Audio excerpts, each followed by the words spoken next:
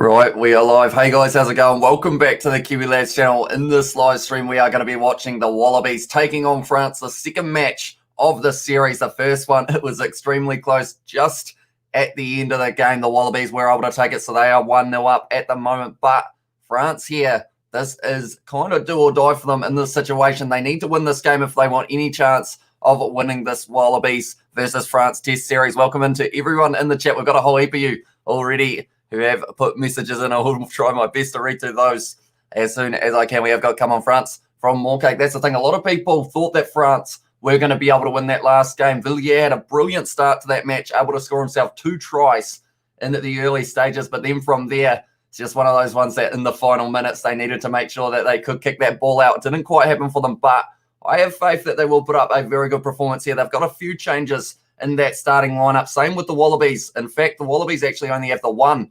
So they have gone with the exact same side other than just a switch into the tight head prop. What's the score? As I said, Darnell Robinson-Johnson, the game has not started yet. We have still got 20 minutes until we get to kick off.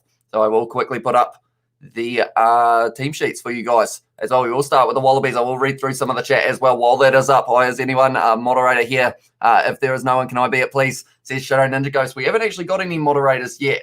And I think that is just because of the fact that normally I am able to read through every message. So that is why I don't normally have one yet. But I am thinking about it, something in the future that we could look into. We have also got there France to win tonight, says Aiden. And hi, the Kiwi Lad, says Brandon, by 10 as well for the scoreline. And also we have got YouTube ad with Smith's Will Smith's deranged son as well. I assume that is Jaden Smith, if I'm not wrong. And we have also got Go the Maroons from a Queenslander and France by 10. G'day, Hamish. Go the Wallabies as well. So it's a little bit split at the moment, but this Wallabies lineup, they have gone with the exact same lineup as they did last week, other than Taniela Tupou, who had a very good game off the bench last week, is going to be in that starting lineup, replacing Alan Alalatoa, who moves down into that number 18 jersey. Other than that, though, Harry Wilson, Rob Valentini, and Michael Hooper, that is a loose forward trio that I have been excited to see in action. We see here Harry Wilson's actually popped up on the screen. 10 carries, 1 tackle break, 11 tackles, 4 ruck clean-outs. He is a very busy man indeed.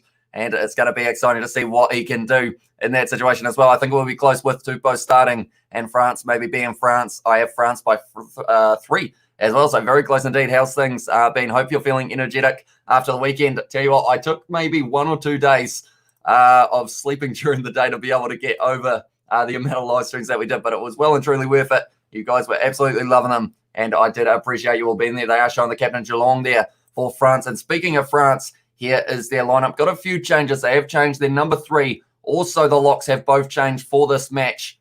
And they have got quite a few of those players that were in the starting lineup. They have moved down to the bench for this one in that regard. But you got the likes of Diallo also going to get a chance in that number 6 jersey. Cameron Walkie moves to 7. That is where Geelong was for the last match. And then Geelong, the captain, is going to be in that number 8 jersey. Unchanged backline here for France. And I feel like that is possibly a little bit strategic. It didn't go too bad last week, although Damien Pinot, a player who I said could be a key for France in this last match, he actually only touched the ball, I think it was once or twice throughout that whole match. So hopefully he gets a little bit more of it today. But Vincent and also Dante in that midfield, they are a very dangerous duo, those two. We'll read the chat once again. We have got, I live in Australia, but I go for New Zealand as well, says Moorcake, and do a video of a game on Rugby Challenge 4. We have got more Rugby Challenge coming very soon. I didn't actually get a chance to play this game, though.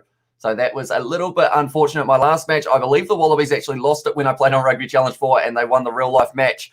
So that was a little bit around the wrong way. We've also got in there, Hamish, do you hear about Conor McGregor broke his leg Sunday? I think it was his ankle, wasn't it, Conor McGregor up against Poirier? That was unfortunate in the first round. At the end of the first round, I should say, it ended up with that fight having to be called off. Tell you what, I'm too excited for this game. I feel like you guys know, as soon as I get too excited for a game, I can't put sentences together in that regard. And we have also got there, okay, bro, and we have also got, I'm feeling uplifted, euphoric, and slightly zesty as well, says Marco for the Polar Bear. Are you PlayStation or Xbox? I am on Xbox One that I play those ones on, but I have also got it on PC. George going to show up tonight, says David. I haven't actually heard from him, so I don't believe so. I did play Xbox with Isaac just a little bit earlier on, but yeah, no news from George at this point. We have also got there, it's Hammer Time, says Moorcake. We have got PC Metro has said something in French, but I'm not too sure what that says, unfortunately. We have got Les Bleus. I know that means go the Blues, though. And oh, come on. Oh, man, because on PlayStation. I see. But we will look at the benches as well for this match.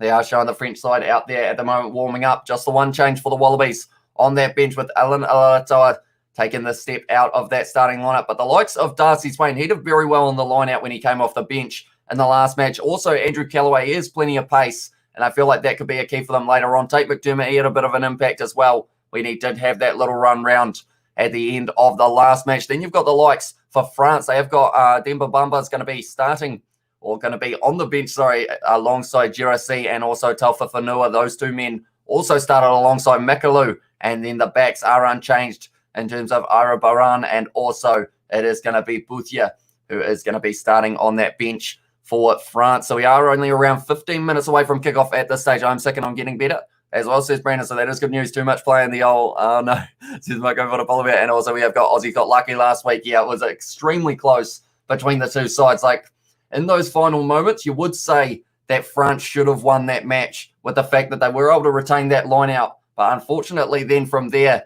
it just ended up being a bit messy for them. And then it was stolen by the Wallabies, who had about 19 phases in a row underneath the post, trying to get over the line. Couldn't quite do it. But then from there, they were able to get that final penalty that won them the game. We have also got in there, may the forces of well-being cure you of your sickness, brother. As us, Marco Vodopolivia, Makilu, and Waki as well in the chat from Marco Vodopolivia. We're going back to that. I'm trying not to read it out, but I feel like that's going to be mentioned throughout the live stream a little bit. Last week was France versus Scotland all over again. Wow. As well says Marco Vodopolivia, that's the thing. We had a lot of very close games in terms of also the Wales versus Ireland game, or not Wales versus Argentina. Sorry, that ended in a complete draw as well, which was pretty awesome that we did get to see it be so close. So they've got their second match this weekend as well. And talking of a second match this weekend, the Wallabies are actually going to be taking on France in only about 3 or 4 days.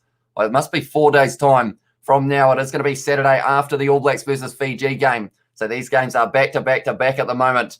We have got plenty of international rugby happening. We have also got, I used to play rugby on Saturday at 10:20 against the East Tigers. Help me, I don't know. I don't want to play, but it's first, second, and first. So yeah, I chose not to go to training, go tonight. I don't want as well, says Morecake. That was almost written like a poem, Morecake, there. But yeah, at this stage, what position do you play? I feel like you've told me in the past, but I can't quite remember, unfortunately. So do let me know. We have also got George is my friend, as well, says Brandon Ewanham, had a little bit of I wouldn't say an argument, but you didn't see eye to eye in the last one, but I'm sure at the moment you are all good in that regard. Harry Potter and the Goblet of Fire as well, says Morecake. Are we talking about Voldemort? He's back. I see. We have got how's everyone, says Ed Vogel. I believe there are a lot of people who are expecting this one to be a close match between these two sides because of the fact the last one, like the fact that it went down to that final minute just showed how close it was. Both sides probably given away too many penalties in that regard. France had a lot that they ended up giving away later in that game, but the Wallabies were also caught out for that in that regard. And we have got fullback or flanker or prop or winger as well, says Morecake. So a little bit of a utility. I was going to say a utility back, but you actually have a few of the forward positions in there as well. And we have got New Zealand playing Italy, Wales, Ireland, and France on our Northern Hemisphere tour. Then a 3-test series versus Ireland at home next week. Can't wait. As well, says Marco Vodopolivia. Tell you what, those games against Ireland, I feel like ever since that match in the US, everyone has been wanting to see that rematch once again because it's one of those ones. Ireland, they love to play a very physical game in the breakdown, and I feel like that was something that Fiji did very well against the All Blacks in their last match, and then that's going to be a rematch this Saturday as well. What's up, Kiwi lads? And brother Marco Vodopolivia says Machu, and also which venue did they go for? I believe this one is at AAMI Park in Melbourne for this match. So at this stage, yeah, it's going to be interesting to see whether or not we get to see all the games take place where they were originally supposed to, because I know that the state of origin got shifted very recently so that all 3 games are Queensland home games in a way. Hey, we always got good morning, says Heinrich. Welcome into the live stream. All Blacks versus Wallabies in 2 weeks, says Brandon. Yeah, that's the thing. 7th of August is when we're going to get to see the first Bledisloe Cup match, and that should be a very entertaining match. The Wallabies, they'll be wanting to get a little bit of form heading into that match. Same with the All Blacks. They have got to take on Fiji, which we know are a very physical side, and it's going to be tough for them to be able to handle that physicality in the breakdown. Like I mentioned, it was maybe one of the gaps in the armour of the All Blacks we saw on Saturday. I've got this crazy lightning zap on me. Oh no. We have also got in the Wallabies rules, says Heinrich, and also Jonathan Dainty is very dandy in the midfield. Tell you what, he is a very good player, and it was just his offside in the last match. I think he gave away about 2 or 3 offside penalties. So if he can get that out of the equation, I feel like he could be definitely dangerous running at the likes of Matt Tamua and a lot of CO once again, the unchanged backline of the Wallabies. Geez, Hamish, that live chat was going like the clappers last week. Tell you what, it was going extremely quick. I tried my best to read out every message, but I felt like, yeah, at times I just had to kind of end up skipping little sections, but I was trying my best to get through it. I'm wondering how it's going to go this weekend. I feel like those first matches always have the most momentum in terms of the eyes on the game. So, yeah, we'll have to wait and see. We've also got, we have got Ronald Weasley equals George Ford as well. Who was the one that you compared someone to? How you said in about 10 years' time they will look like George Ford? I can't remember who it was, though. You might have to let me know. What's the score margin for tonight's match? Says Ed, I don't think it will be any more than 10. Like, I feel like France will bring their A game. The Wallabies will have to bring their A game because France now having that week under their belt, I feel like they will now be a little bit kind of, I wouldn't say like more experienced because, of course, it's only the one game. But I feel like with that one game, all of the nerves will probably be away for those guys who were having their debuts and also who haven't played international rugby in a little while. We've also got there who you got up the Wallabies, said Ed Vogel. A part of me wants to see France win, and I think that's just so that the factor of the third match is going to mean so much in terms of that regard. But I feel like the Wallabies, if they can play like they did at times last week, they will be able to score quite a few points in this match as well. We've also got It's Crying Not creating oops as well. And we have also got 2 cents already smashed. Back 2 beers, says Millie Toilet, as he already started at this stage. 2 cents rugby. And we have also got Kiwi Lads. Did you see a fight in rugby league back in 1995? I wasn't actually alive back in 1995, but I've probably seen it on YouTube perhaps. It's cold tonight. It's like 0 degrees. My balls have gone back into the bat cave. Yeah, at this stage, it is currently -1 here in New Zealand where I am living, so it's a little bit cold. France will smash them, bro. Easy as well, says PC Metro. And tell you what, I feel like if they play like they did in those early stages of that last week's match, like they had a very good start to the match. Phil, able to score 2 very quick tries in that match. He will be hoping to get another one in this one, but we're looking like we're around maybe 10 minutes away from kickoff at the moment in this match. And we have also got in there France 1 Wallabies as well, says Chris Seo, and also have a feeling someone's going to get a yellow card. And I was 1 year old in 1995.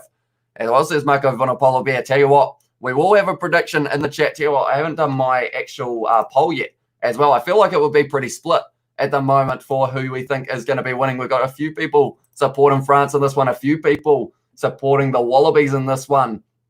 So we'll quickly get that poll up for you guys as well. But while I'm doing that, I will put the starting line up for the Wallabies up once again. Only the one change, and that is Taniela Tupou starting in this match rather than coming off the bench. And instead, Alan Alatoa is going to be the man who comes off that bench later on in this match.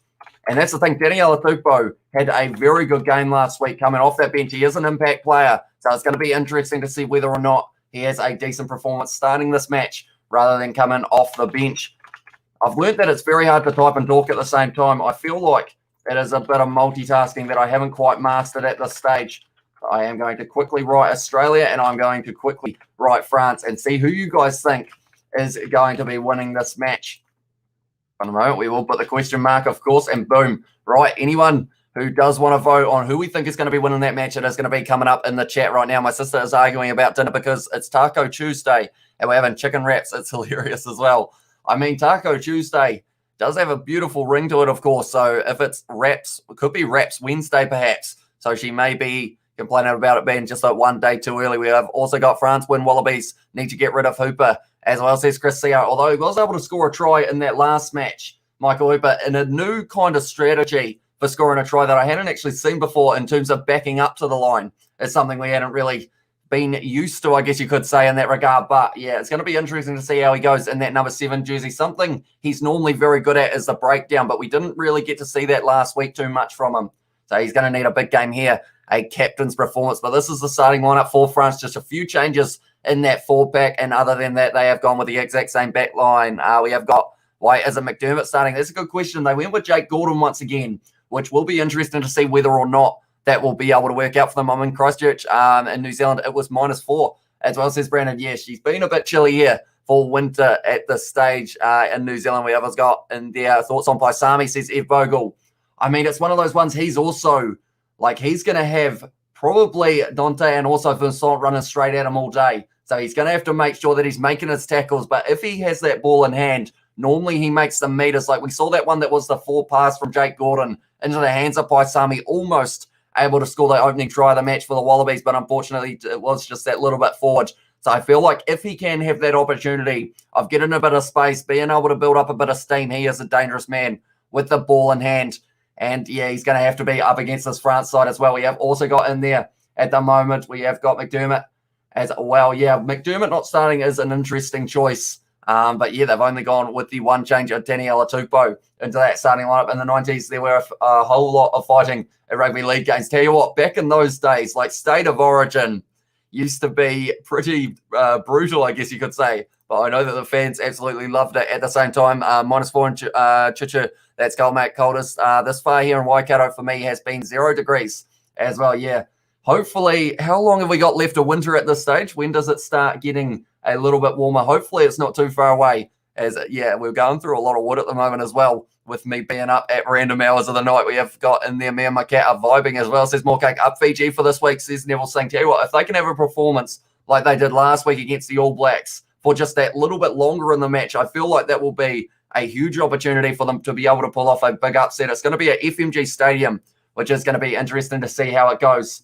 And in that regard, they've got a few Chiefs players who will be lurking around, possibly making a return, perhaps. Anton Leonard Brown, Brad Weber, those guys could be in there. But we have, once again, me and Rugby Itch, we have done our prediction. We've already filmed it. We filmed it on Sunday. So I'm really hoping that it is going to be in that situation of me getting a few more points than I did last time. We have also got there. I can't see a rugby. Is it on Sky Sports 4? We are on Sky Sport 1 for this match here in New Zealand. And Wallabies will rock your world today by 12 points as well, says Heinrich. And voting for France this week, Chiefs Mana, says Paulie B as well. And it's 11 degrees. I would take that every day of the week. That is for sure. We have also got, you should bring your cat inside. It might freeze as well, says BC Metro at -4. Yeah, my cat at this stage, he is sitting on a chair at the moment in front of the fire. So luckily, in that regard, he is nice and warm. But yeah, any cats outside in this kind of weather would get extremely cold. We have also got, hope you have your fireplace raging on this winter, Hamish G. Yeah, we've had it going quite a lot, pretty much every single day, I think. And till about 6 in the morning when I end up finishing my live streams and whatnot. We have also got Willowbro. Nice to hear from you once again. As well, says to Vinny, welcome in, mate. Thank you very much for tuning in. We have also got McDermott played for Sunshine Coast Grammar Rugby, as well, says Ed Vogel. So that is a fact that I didn't actually know.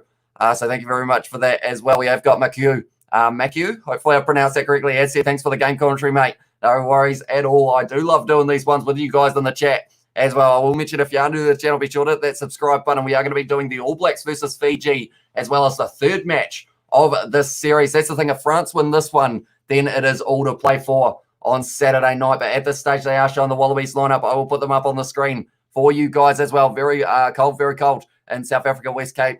Snowfall at the moment as well. So that is a very chilly indeed. We have us got, wait, your cat's in the fire. What here? It's oil, says Marco Vonapol. Not quite. Couple meters in front of it at the moment. Bullet from Fiji. Thanks for the commentary. As well, says Robbie T. No worries. Thank you very much for tuning in as well, mate. And we have also got Toso Viti Toso as well, which is Go Fiji Go. And we have also got, tell you what, we've got a lot of you in the chat at the moment. I do appreciate you all being here. We are only around 5 to 10 minutes away from kickoff.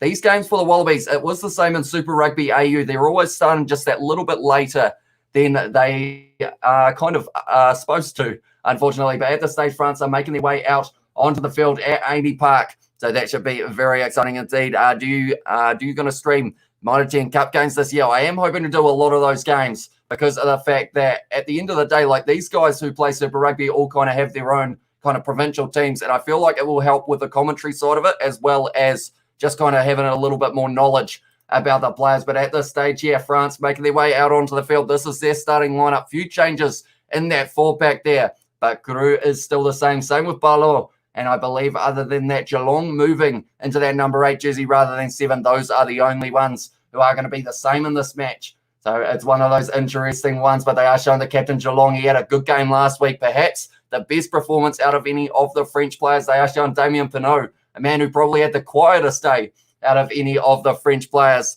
And then these are the benches right here as well as George come to the game. As well, says Brandon, I haven't actually heard from him, so I don't think he will be tuning in for this one. And we have got, I think your cat sitting in the fire, being so happy that Scott Robertson has signed a contract with the Crusaders again. See, that's the thing. It's one of those ones. How many years has he locked himself in for, Batman? Do let me know. And Bulla as well from Ratu. Welcome to the live stream as well, mate. Why not go to the bench tomorrow? Perfect. Or go to the beach tomorrow. Perfect weather and temperature.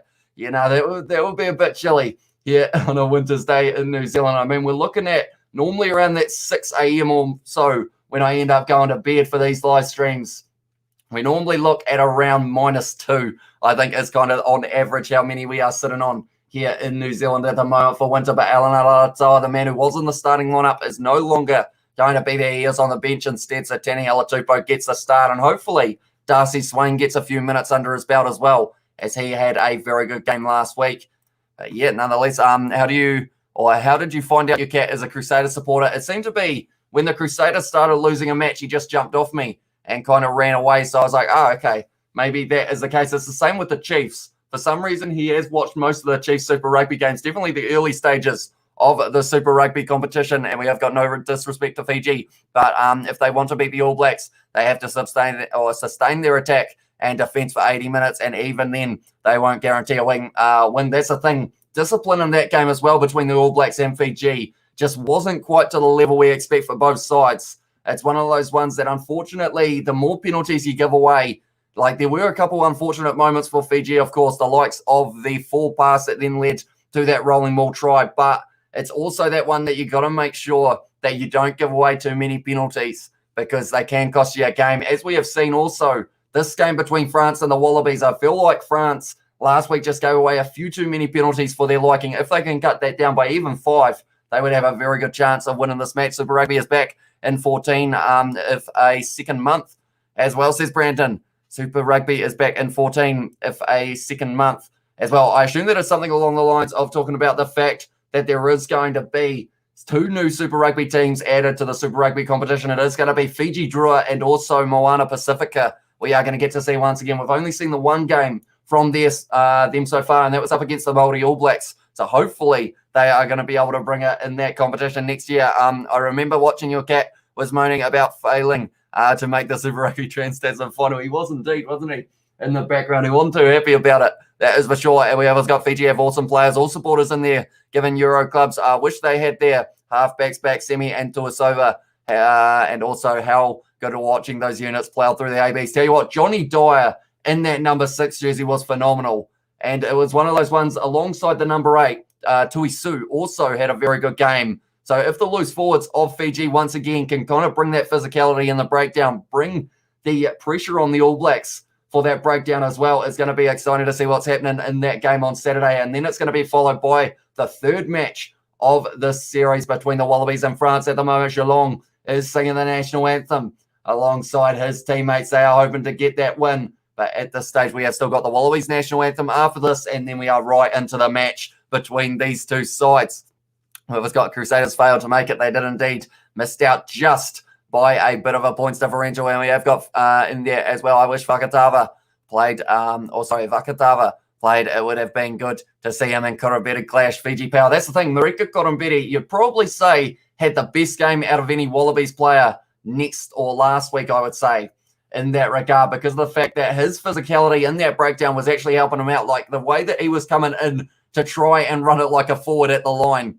It's just one of those ones that he could be a very useful player to have in this one at this stage. Wallabies national anthem, the Australia national anthem, I should say, is underway. William the Crusader as well, says Sebastian. And also we have got, do you look at a news as well? Is that as in like the just general news or rugby news, Brandon? And we have also got Frizzell Tuipulotu and sad to say Tutu were outdone versus the Fijian boys. Yeah, it's going to be interesting to see how many changes they make in that lineup for the All Blacks, because I mean they had 13 new names in that lineup for this match. Is it going to be the same in the next match at the FMG Stadium in Waikato? That's going to be a good one. Are you going to that game, Johnny Blaze? Do let me know. And we have also got Fiji and Drua played in the National Rugby Championship, but I think they'll handle the Super Rugby stage. Not sure about Moana Pacifica. Yeah, it just depends as well on who Moana Pacifica can sign for that one, because I mean I remember last year they had the likes of Fakatava. He is currently injured, but it would be pretty awesome to see him get a chance at this stage. Now the national anthem of the Wallabies has finished, and we are only around 2 minutes away from the kickoff getting underway. I am excited. I hope you guys are as well. If you haven't already, be sure to hit that subscribe button. We will put the scoreboard up at the bottom of the screen as well. I will keep you informed about the time throughout this game so that you guys can stay informed about what is happening in this one. But the highlights will be on YouTube straight after the match on either the Super, or it won't be Super Rugby. It will probably be on Stan Sports or maybe the All Blacks page, depending on how it goes. But it is going to be James Dolman of New Zealand who will be in charge. TMO is going to be Brendan Pickerel for this one as well. 2 Kiwis in that regard, but it is going to be kicked off by the Wallabies, going from right to left in this match as well. We'll read the chat as well. Before we get into this match, we have got, I'm sure your cat Billy likes, looks like a supporter of the mighty Bay of Plenty, as well, says David. And we have got, by the way, to the England fans, it's coming home. It's not coming home, it's going Rome.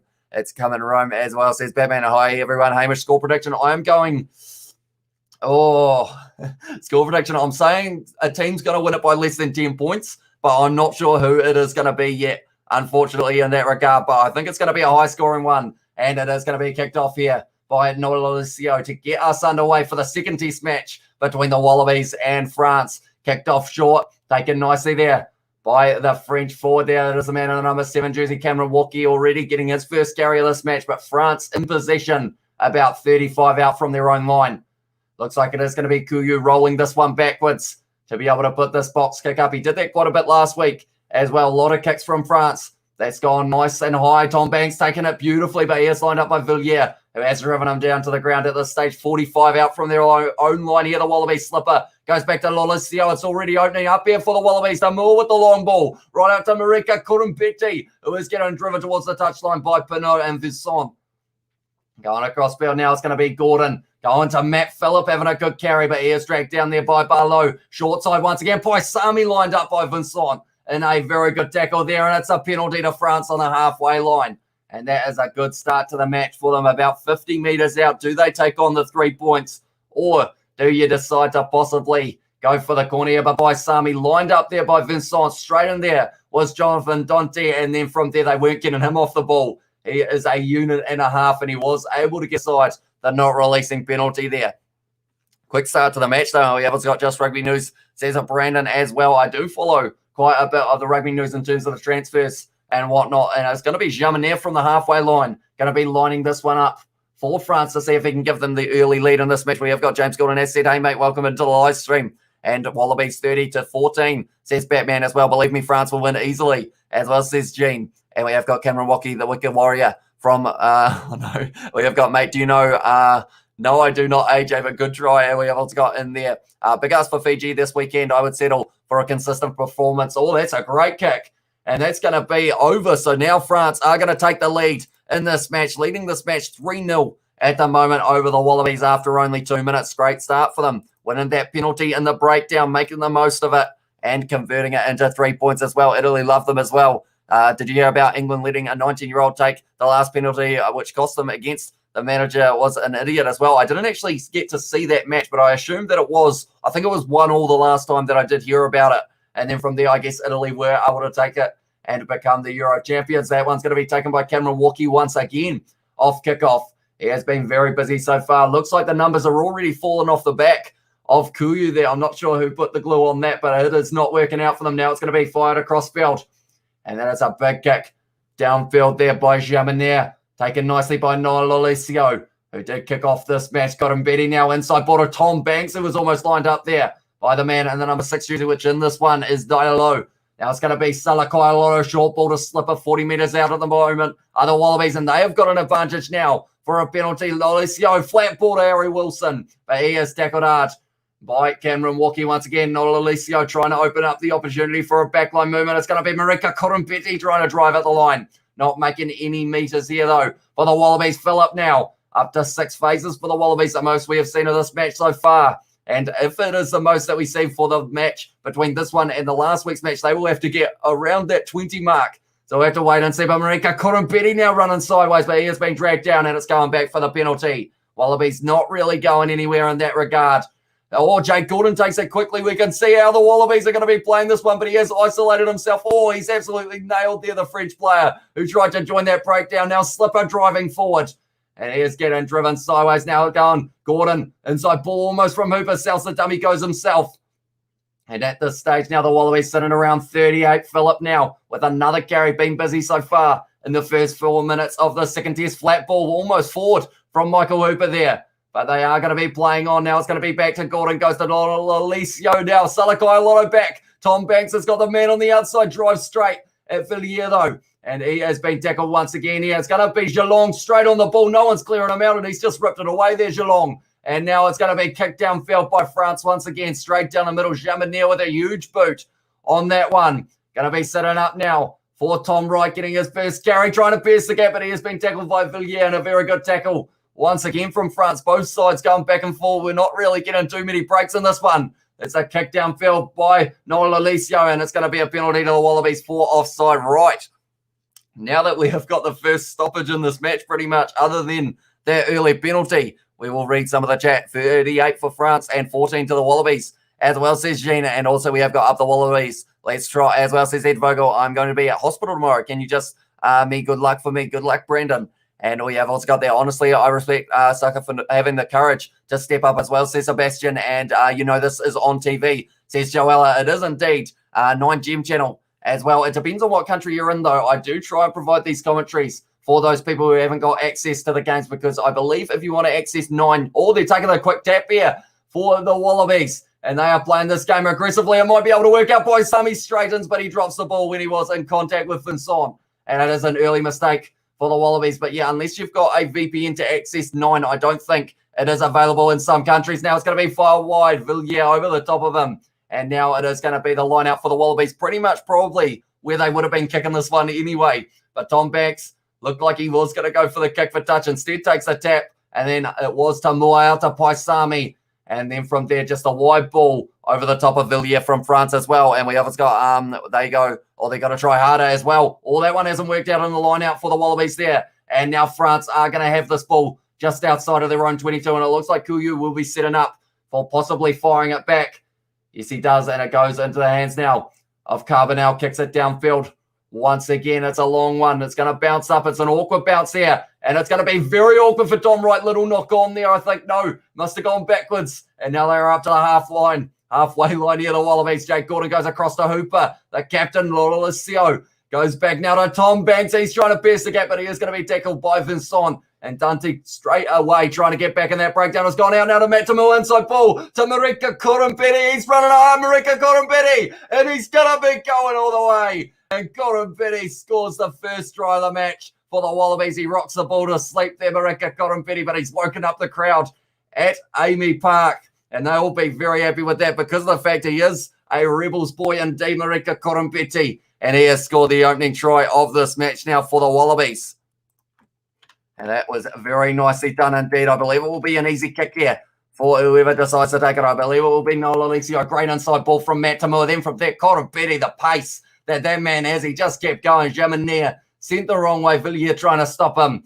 But this was a great one out on the short side for the Wallabies. Marika Korompeti, what a step that was. Made everyone slip. And he was able to go all the way and score that try. So we will quickly add him to the try scorers list of the Wallabies. And then I will be reading the chat as well. That's the thing. We haven't had too many stoppages in this match so far. Even when it seems like we're going to have a stoppage, they just decide to keep on playing, which is why I will probably run out of voice before the end of this match. But Marika Korompeti able to score the opening try of the match for the Wallabies. There go Wallabies as well. We have got hi from Joella as well. Welcome in to the live stream. This is indeed on television as well, says Bucko for the Wallaby. Why is Gordon still starting? That is a good question, but he did decently go on short side in that regard. Or TMO decision. Is this going to be a no try?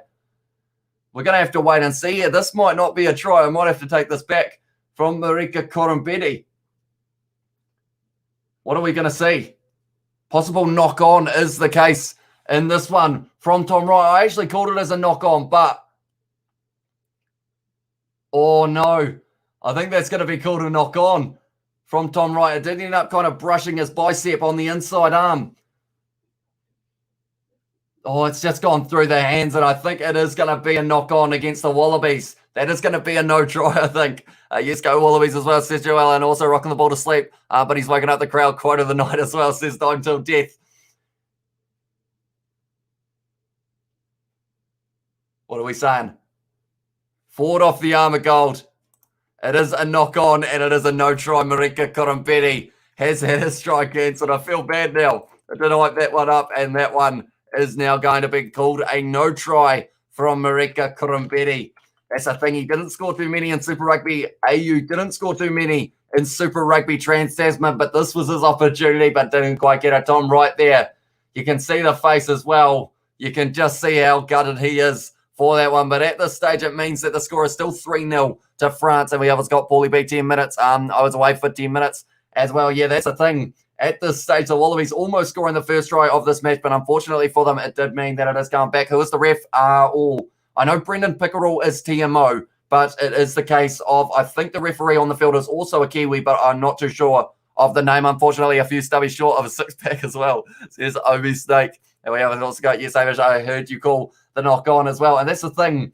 These are huge moments. Handling errors so far, 2 by the Wallabies, 1 by France, and we've only been going for 8 minutes. So both sides, we haven't had 2 or penalties conceded, 2 against France and 1 against the Wallabies. So this match is starting in a similar way to the last one, Muffets, as well. We have got, didn't it say 7 as well? I thought it said 7 for their score. It did, because I awarded him the easy kick over the post, but unfortunately did end up going into the situation of it was a no try, and we have got Muppet size 5 as well. Says Batman, that's going off the back now for France. It's going to be all Dante running straight, but good tackle from Lolisco, keeping his ground. I keep on saying his name wrong. Vincent now 40 meters out here are France, and they have got a minute and a half till we get to 10 minutes into this match, and I think they've got the advantage as well. Yes, they do. Marika Kurumbetti, uncontested, is able to take that one, and now France are going to have another opportunity, and from here, 25, 30, 40 out, I think, at this stage. It is going to be an easy kick for 3 for France. Come on, Australia, you got this as well, says Joella.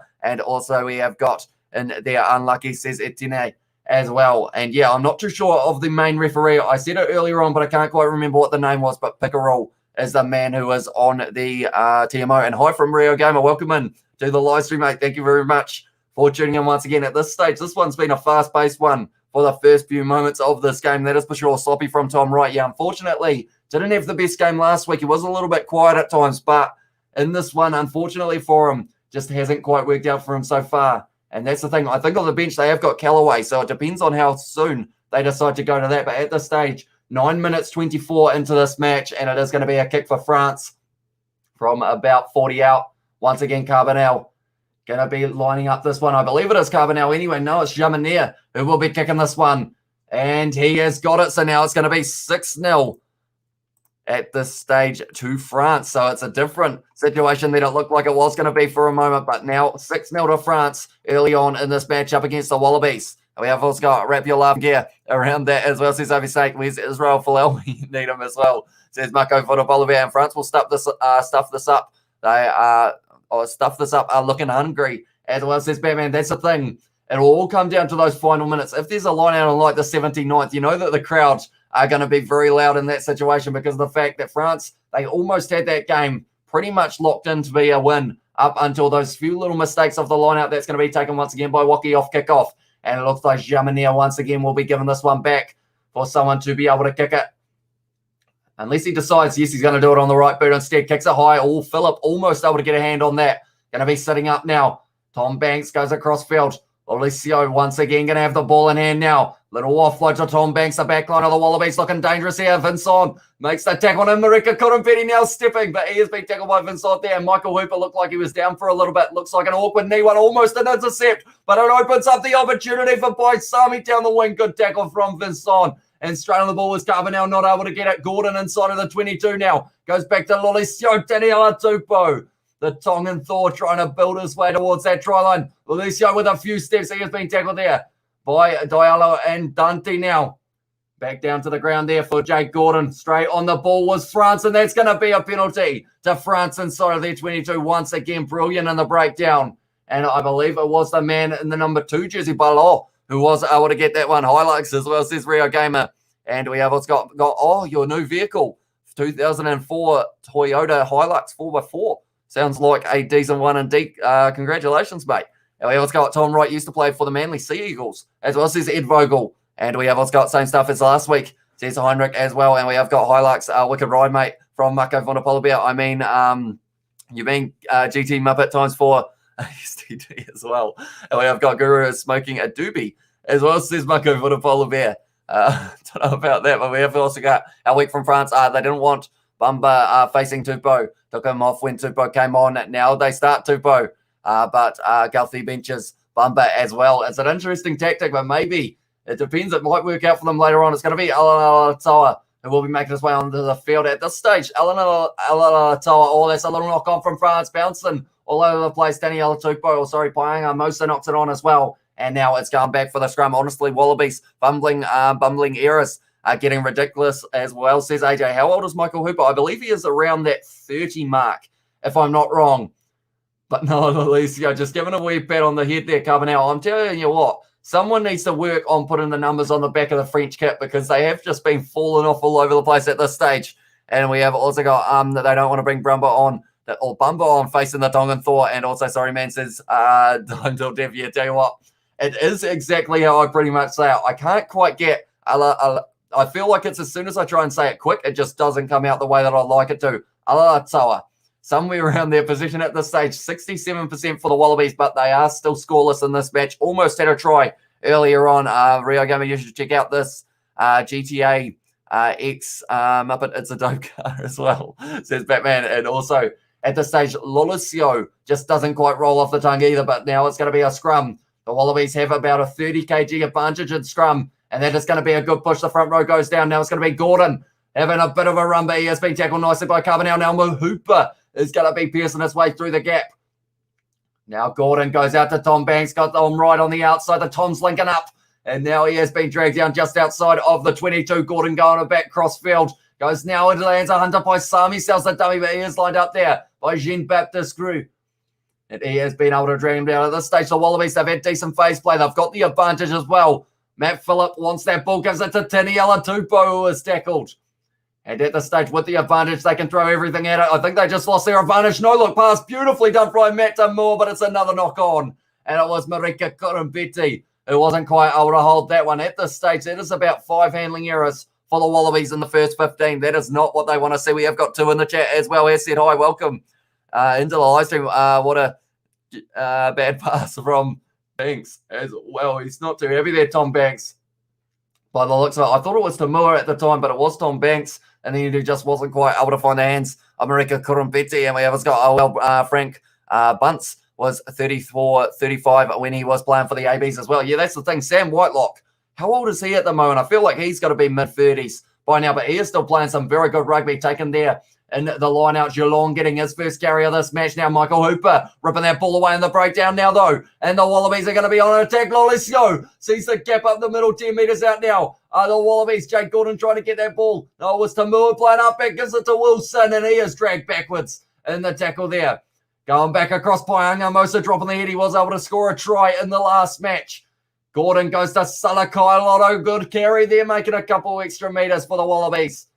Jordan once again goes to Phillip. He will always take contact there. Matt Phillip dragged down. And there's another advantage to the Wallabies here. It's going back to Moore. Wide ball. Fired out to Kurambeti, but it's not going to be a try. They're going back for something here. It was Ford from the Wallabies, and it is going to be going back for the penalty. We have got morning Wake Up Wallabies as well, says Gillian, and also type up Wallabies 2021 to see the game in real time as well. Says Talia, we have got he quit, I think. And do you think the All Blacks will beat South Africa this year? It's going to be a tough one. And I think it will also depend on how many kind of games the Wallabies, or not the Wallabies, the Springboks get under their belt as well, because I feel like they are a very good side. South Africa A is pretty much made up of Springbok players. That was a brilliant finish from Marika Kurambeti, but unfortunately, due to it being a 4 pass, that is 2 opportunities for that man. Nothing he has done has been wrong in that regard, but unfortunately, 2 tries that are going to be called back. It was Matt Moore with the forward pass, or so they said. A little bit too far out in front. Damien Pinot did well to stop Marika Kurambeti there, but by the looks of it, they are going to be taking on the 3-point set of Wallabies rather than going for the corner. They want to get some points on the board to make sure that France don't end up running away with this one early on. Kicked over from Lolesio, and now it is going to be 3 to the Wallabies, 6 to France. Very close game indeed. I'm trying to remember when the first try of that last match came. I believe there were 2 very early tries for France. And then for the Wallabies, I think Gavin Villiers scored in about the 7th minute and maybe around that 20th. And then it was Paenga Mosa who actually scored the first try for the Wallabies. And I think I have got, yes, it was in the 34th minute. So we will have to wait and see whether or not the Wallabies can score earlier than that, or if France are going to be able to get a try in this first half. Marika Korompedi once again running. He's gone through the gap himself. Marika Korompedi off kickoff. And he's got, if no one's going to pass me the ball in a situation where I can score, I'll just keep going. He's gone up to the 40-metre line now. Marika Korompedi goes back to Gordon, kick him behind by Nolalicio, sees the gap.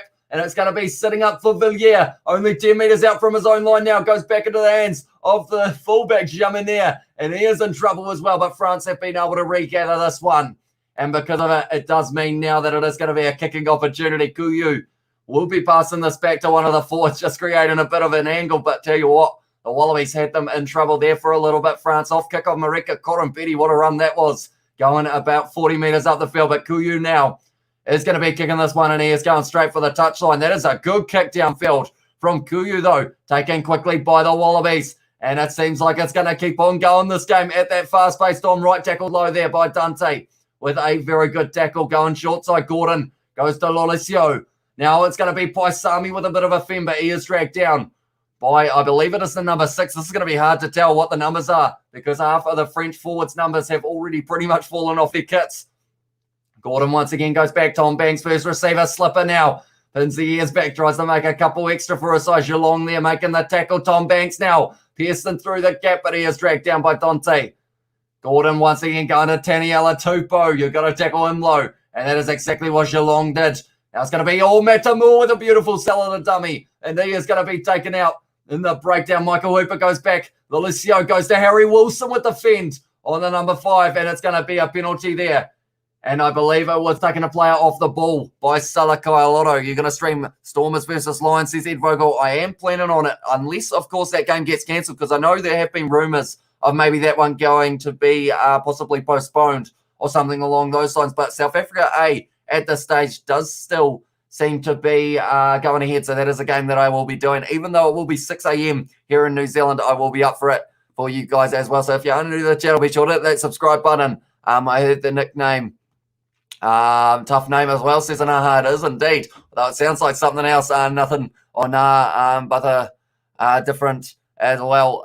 Who is that for? Oh, for that one from 2. And we almost got there. Who you're talking about though? That's a one from Rotaze as well, says Anaha. And we have got, they came out as mad.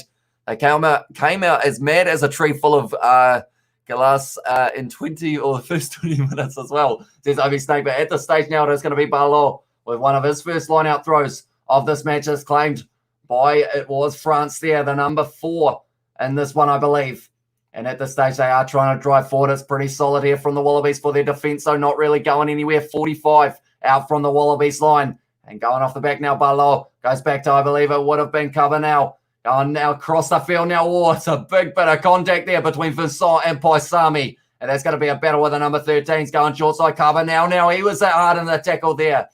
And perhaps it was riding up a little bit, but Paisami was the man who made the tackle. Salah the dummy there from the French number 5, which in this one is Chasson around the side. Barlow with a beautiful offload. Geelong there trying to find the offload, not quite able to Kuyu. Oh, that's a big hit from Taniela Tupou. Barlow tried to go around the side of the ruck. He may not consider doing that again because he was hit hard. He looks like he's a bit winded as well at this stage. But at this stage now, 30 metres out of France. Slowly driving themselves forward. That ball has been ripped away, and Taniela Tupou gives it back to Tom Banks, and now it's going to be a counter-attack for the Wallabies once again. Tom Banks spinning the ears back, and he has found a bit of space going sideways, but he has been tackled there by Jaminair.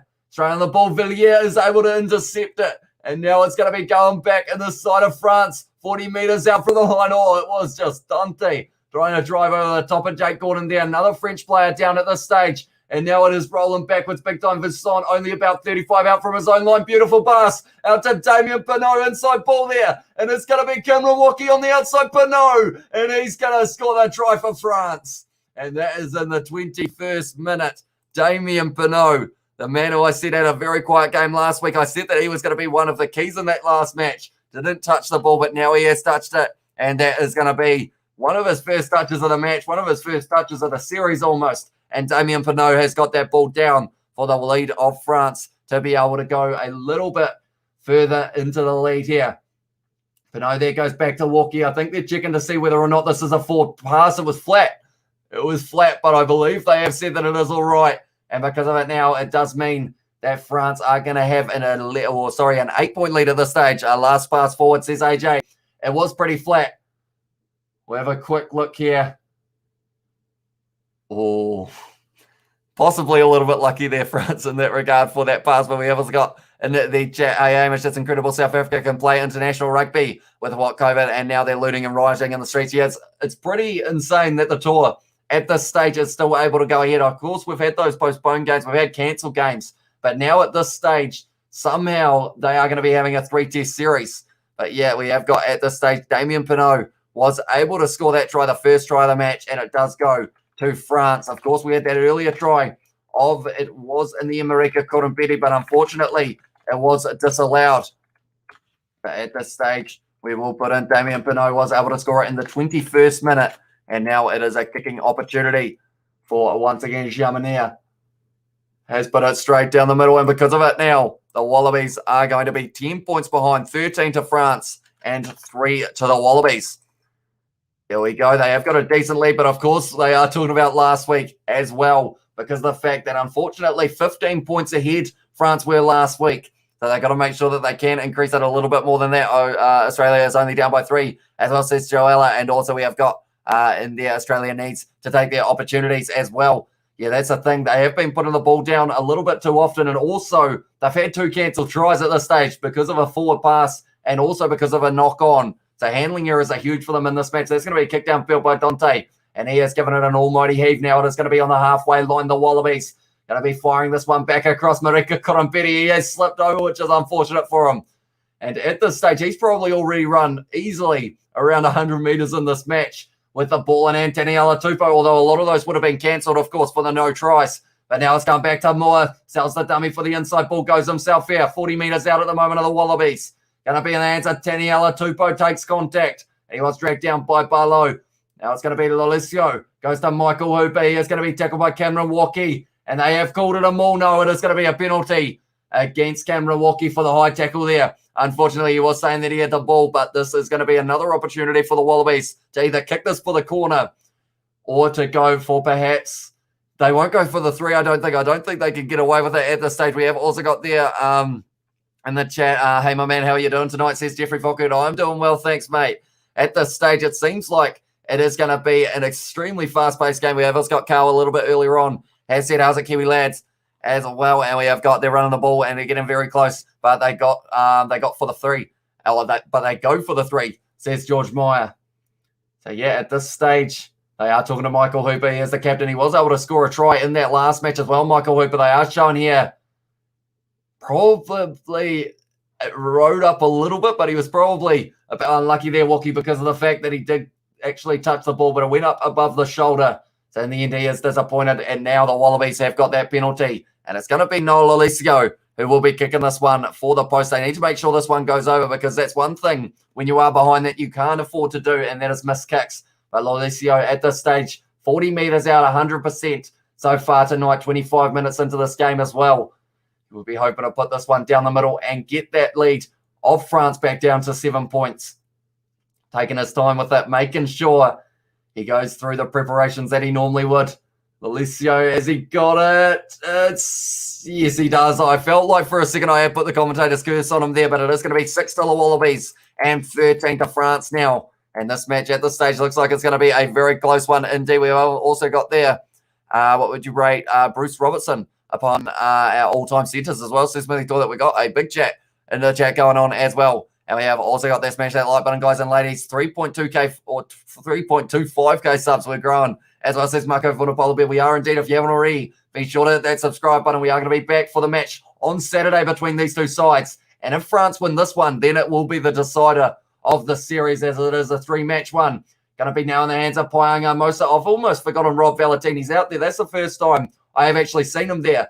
And he was joining the breakdown. So I'm not sure whether he's had a carry yet. But once he does, normally he can make a lot of meters. Jake Gordon there kicking that one downfield. Going to the halfway line. Jamanier takes it nicely there. Going across the cover now, trying to pierce the cap wall. He's hit by Harry Wilson. That is a hit. But he has got straight back to his feet. Fair play to him. Now it's going back across Kuyu. Goes to Chasson. I struggle with that number 5's name. at this stage. Now, Kuyu looks like he will be kicking this one back into the sky at AAMI Park. Lining up who is going to be tackled. Valentini there taking it nicely. And he has been tackled low by Vincent. And now Jake Gordon here, straight over the ball. That's going to be stolen. No, it's not. It is going to be a penalty there for the player being the second one. I believe it was Kuyu trying to get over that ball, but not quite able to, falling off his feet. And that means it is a penalty to the Wallabies. We have also got their surprise raiser in coaching the big glamour clubs in France and England. He did re-sign, I think someone said, a little bit earlier on. So how many years has he re-signed for? Do you know, in this situation? You'd think the Northern Hemisphere Vultures would have been, or would move heaven, and earth to secure Razor's coaching. As Wales says Marco Vanapola. Yeah, so it's interesting that he has decided to go with the Crusaders, maybe in the situation because of the fact that was the first time they hadn't made it to a final since he had been at the Crusaders, which is a huge one for them to not have been able to do. Paisami there, now driving forward, 40 out from the line now. Other Wallabies, it's going to be now Valentini carrying a hard tackle by Barlaw. Now it's going to be Hooper, goes back to Lolesio. Now Tom Banks, he's got Kurumbeti on the outside, doesn't link up with him. Takes contact instead. Jake Gordon now going across to the forwards. Harry Wilson is hard on the tackle by Barlaw. Now Gordon goes back. Lolesio after 5 phases. Salakai Lotto he's hard on the tackle by Dante, and that was almost a little bit forward as well, but that has gone into touch. And now it is going to be a line out for France. Tell you what, the big hits are flying at the moment. We see it here. Dante just lining up Matt Timur, gives him one as well. And then there was an earlier one from, I believe it was Harry Wilson on Kuyu, if I'm not wrong, or Carbonell might have been the one who got hit. My family is screaming like wild watching the game as well, says Joella. And we have got Australia had fair suck of the sauce bottle as well, says Obi Snake. And we have got France losing, player losing his number on his shirt. Tell you what, there's quite a few of them at this stage, which does make it rather difficult to work out the numbers. I think at the moment, Kuyu and also I think it is Carbonell who have got it the worst, if I'm not wrong. But by the looks of it, it is going to be Barlaw now who will be having this line out throw. 28 minutes into this game at this stage, and the Wallabies have not been able to score yet. They almost had 2 opportunities for Marika Kurumbeti. France so far only getting the 1 try, but that has been stolen there by the Wallabies, and James Slipper has got this ball very close to the touchline at the Wallabies. At the moment, are the Wallabies 15 metres out. Painga Mosa drops the head, drives forward. Taniela Topo predicts that one. Now it's going to be going back. That's a beautiful run from James Slipper. But he has been dragged down once again. Now it's going to be Gordon goes to Salakai Lotto, 10 metres out now, the Wallabies. And they are on attack. They are looking for that first try of the match. Oh, that was an awful pass, but Lolesio has done extremely well to hang on to it, but it's a penalty to France. And he did roll on the ground there, Noel Lolesio, and now it will be France that once again have got this penalty. We have also got the 5 cents a week wage paid workers that glues the adhesive on the French jersey number, and also we have got in there from Birdie V as well a couple of emojis. But welcome in to the live stream. I think you have been here a little while, but I haven't quite had a chance to read out a few of those messages, but it is good to see you once again. We have got it must be a new top design, but it's failed hard as well, says Tesla. Yeah, at this stage, unless they re-glue them at half time, we're going to have a lot of players who don't have numbers on their back. It will be like, I think, Owen Farrell in the British and Irish Lions when they had all those late changes. He didn't actually have a number on the back of his shirt, and Lewis Rees-Zammit was actually number 10 in that match, believe it or not. 5 penalties against each side. France have had to make 86 tackles to the 30 of the Wallabies, but they've missed 12, and the Wallabies have not missed a tackle yet up against this France side. Going to be Barlaw now with this throw to the front, taken nicely there. Ball has gone to the ground, and now it looks like it is going to be Baptiste-Screw who has at that one. Jean-Baptiste-Screw, that is. He has been driven down to the ground by Salakai Lotto, and now Kuyu will once again be firing this one up. If he can get the ball out, it's a little bit stuck in there at the moment. Had to drop to the knee to try and roll it backwards. And he has taken that one. Put it high. No, not taking it. Oh, Kurumbeti taking it beautifully. He's having a very good game so far. Kurumbeti, Taniela Tupou slips through the hands. Goes back to Matt Timur. Now he's dropped the ball once again. And now Harry Wilson kicks it downfield. And that is going to be a scrum for France as well. Hey, brother, as well from Kyle. Welcome in to the live stream, mate.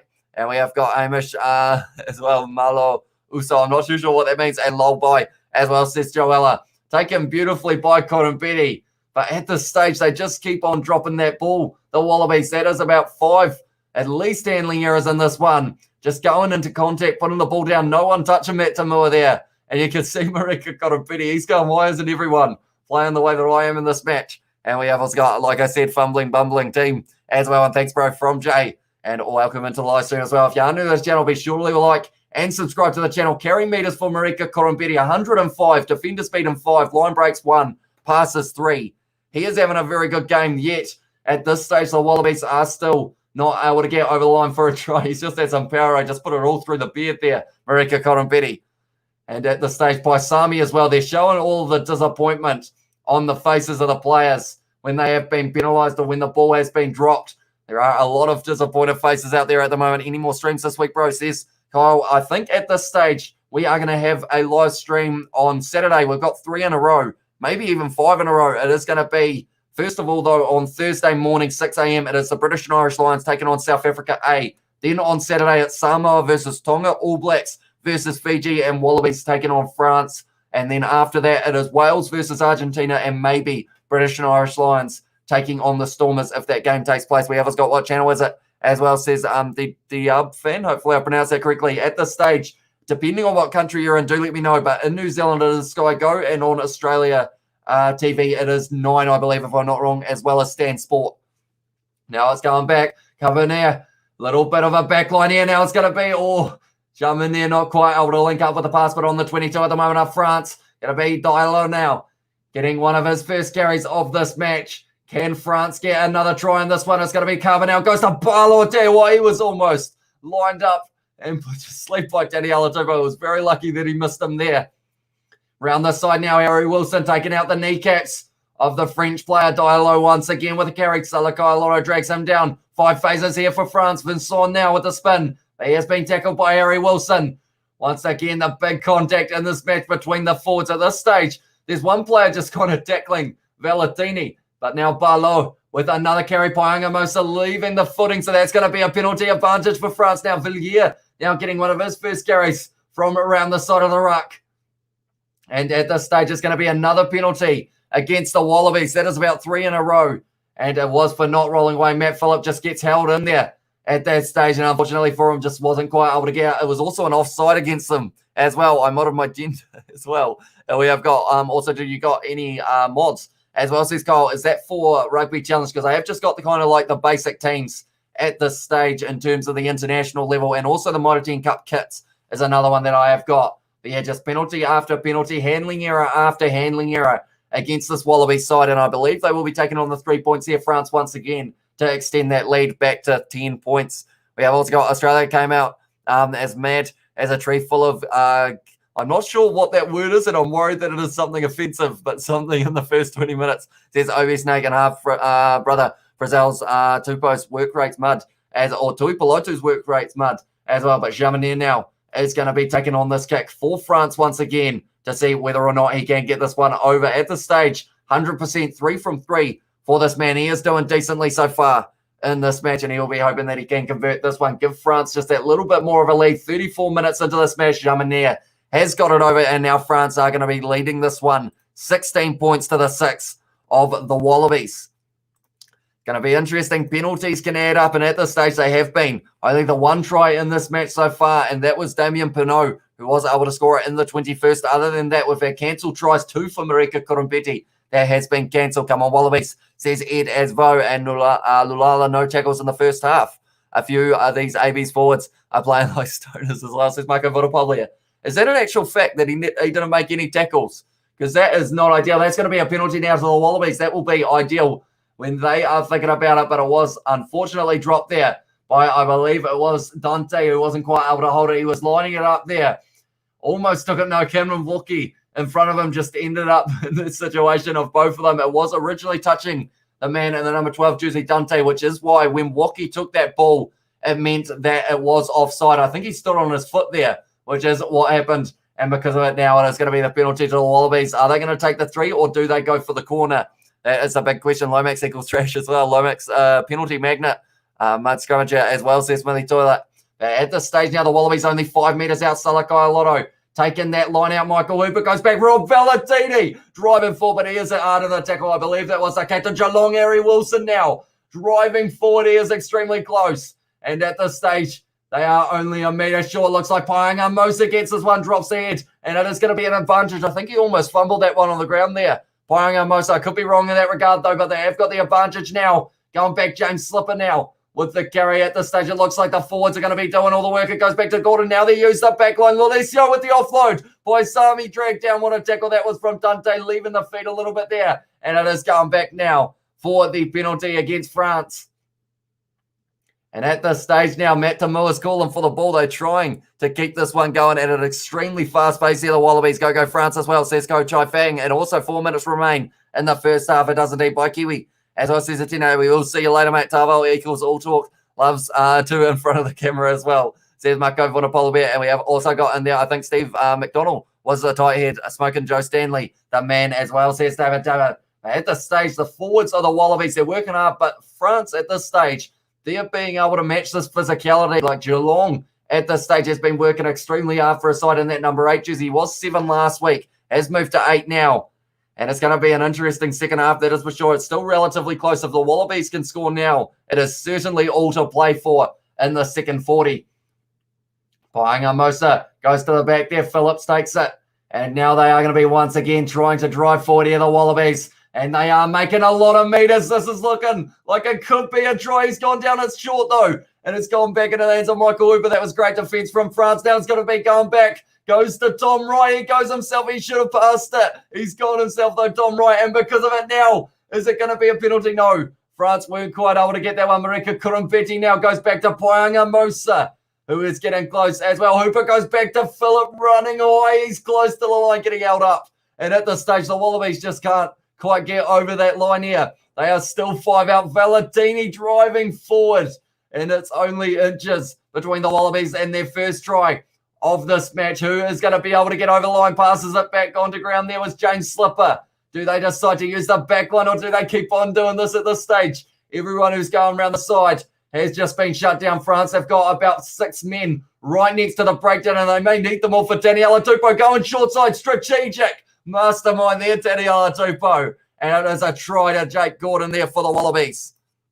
And that was extremely well done by Daniela Tupou. You got to give the big man credit there. He decided that they didn't have many men out on that side. So what he did is he acted like he was going to be going, then sent a couple men out to that side. And that was what ended up with Jake Gordon being able to score the try. And I want to see this one again. That seemed like it was very strategic from the Wallabies. And it may have just gotten them right back into this match. At this stage, France only a couple meters out from their line. Yeah, Daniela Tupou sold a bit of the dummy. Acted like he was going to be going the other way. And it was a beautiful pass. Acted like a halfback there with that pass. Daniela Tupou went out to Jake Gordon. Damien Pinot off his wing. And it is a try to the Wallabies. And this one has not been turned down in that regard. But Jake Gordon, the man who was able to score it very close to the end of this first half now. And the Wallabies are only going to be a couple points behind. There we go. We have put that one up there as well. Mean pass Tupou as well. And we have got negative Tupou Vai. Plenty of time in the saddle. He's better than Tui Piloto and Scott Barrett. A bit rough, but what better way to smooth out the edges against an against the physical Fijian Brazil. Hopefully he gets a bit of time in this match. Definitely because it's at FMG Stadium in the Waikato. He would absolutely love to get a few minutes. Last time he played at Waikato, I think he got that finger in the eye, but surely by now he is due to have at least 40 out there on the field. Noah made it as well, says Ed Vogel. Gordon made a try as well at this stage. It is going to be Noah Lolesio. 30 seconds left in this first half. I haven't seen the kick yet, but he is about to line it up. And he has got it very nicely done there from Daniela Tupou. And because of it now, the Wallabies are only going to be 3 points behind in this match now going into halftime. Australia sitting on 13 and France sitting on 16. So it will be interesting to see whether or not whoever gets this ball off kickoff, I think it will be going to the Wallabies, whether or not they just decide to kick this one out and rebuild in that second half, or whether they go for a counter-attack. I don't think you can risk it, though, because of the fact that France in that situation will only be about 30 metres out from the Wallabies line, so you don't want to end up giving away a not releasing penalty or something along those lines. That is why they have kicked it along. Marika Kurumpetti is going to kick it into touch, and now sitting at halftime, 13 to France, 13 to the Wallabies, and 16 to France. 2 tries in this match so far. We'll quickly type that one in as well. There we go. So do let me know in the chat what you guys thought of that first half between the two sides. I feel like it is once again going to be a very close finish in this matchup, which seems to be the case every time these two sides meet. I will look through some stats as well for you guys to talk about during the halftime break. But like I mentioned, the 2 tries so far, Jake Gordon scoring right at the end of that first half, and Damien Pinot was the man who was able to score just a little bit earlier on. At this stage, 66% possession, 71% territory, both in the Wallabies' favour. 1 try apiece, 1 conversion apiece, 1 extra penalty for France there. 292 metres carried for Australia. That's double in a bit what France were able to do. 12 defenders beaten to the 2. Clean breaks 3-2. So at this stage, every aspect of the game seems to be going to the Wallabies, other than, of course, the situation of them not being able to quite get themselves enough tries in that situation. Great game so far. This game is going to go down to the wire, says Rugby Itch as well. And if you are keen, Rugby Itch, I could send you a email link and you could join me for a bit of halftime chat if you would like to.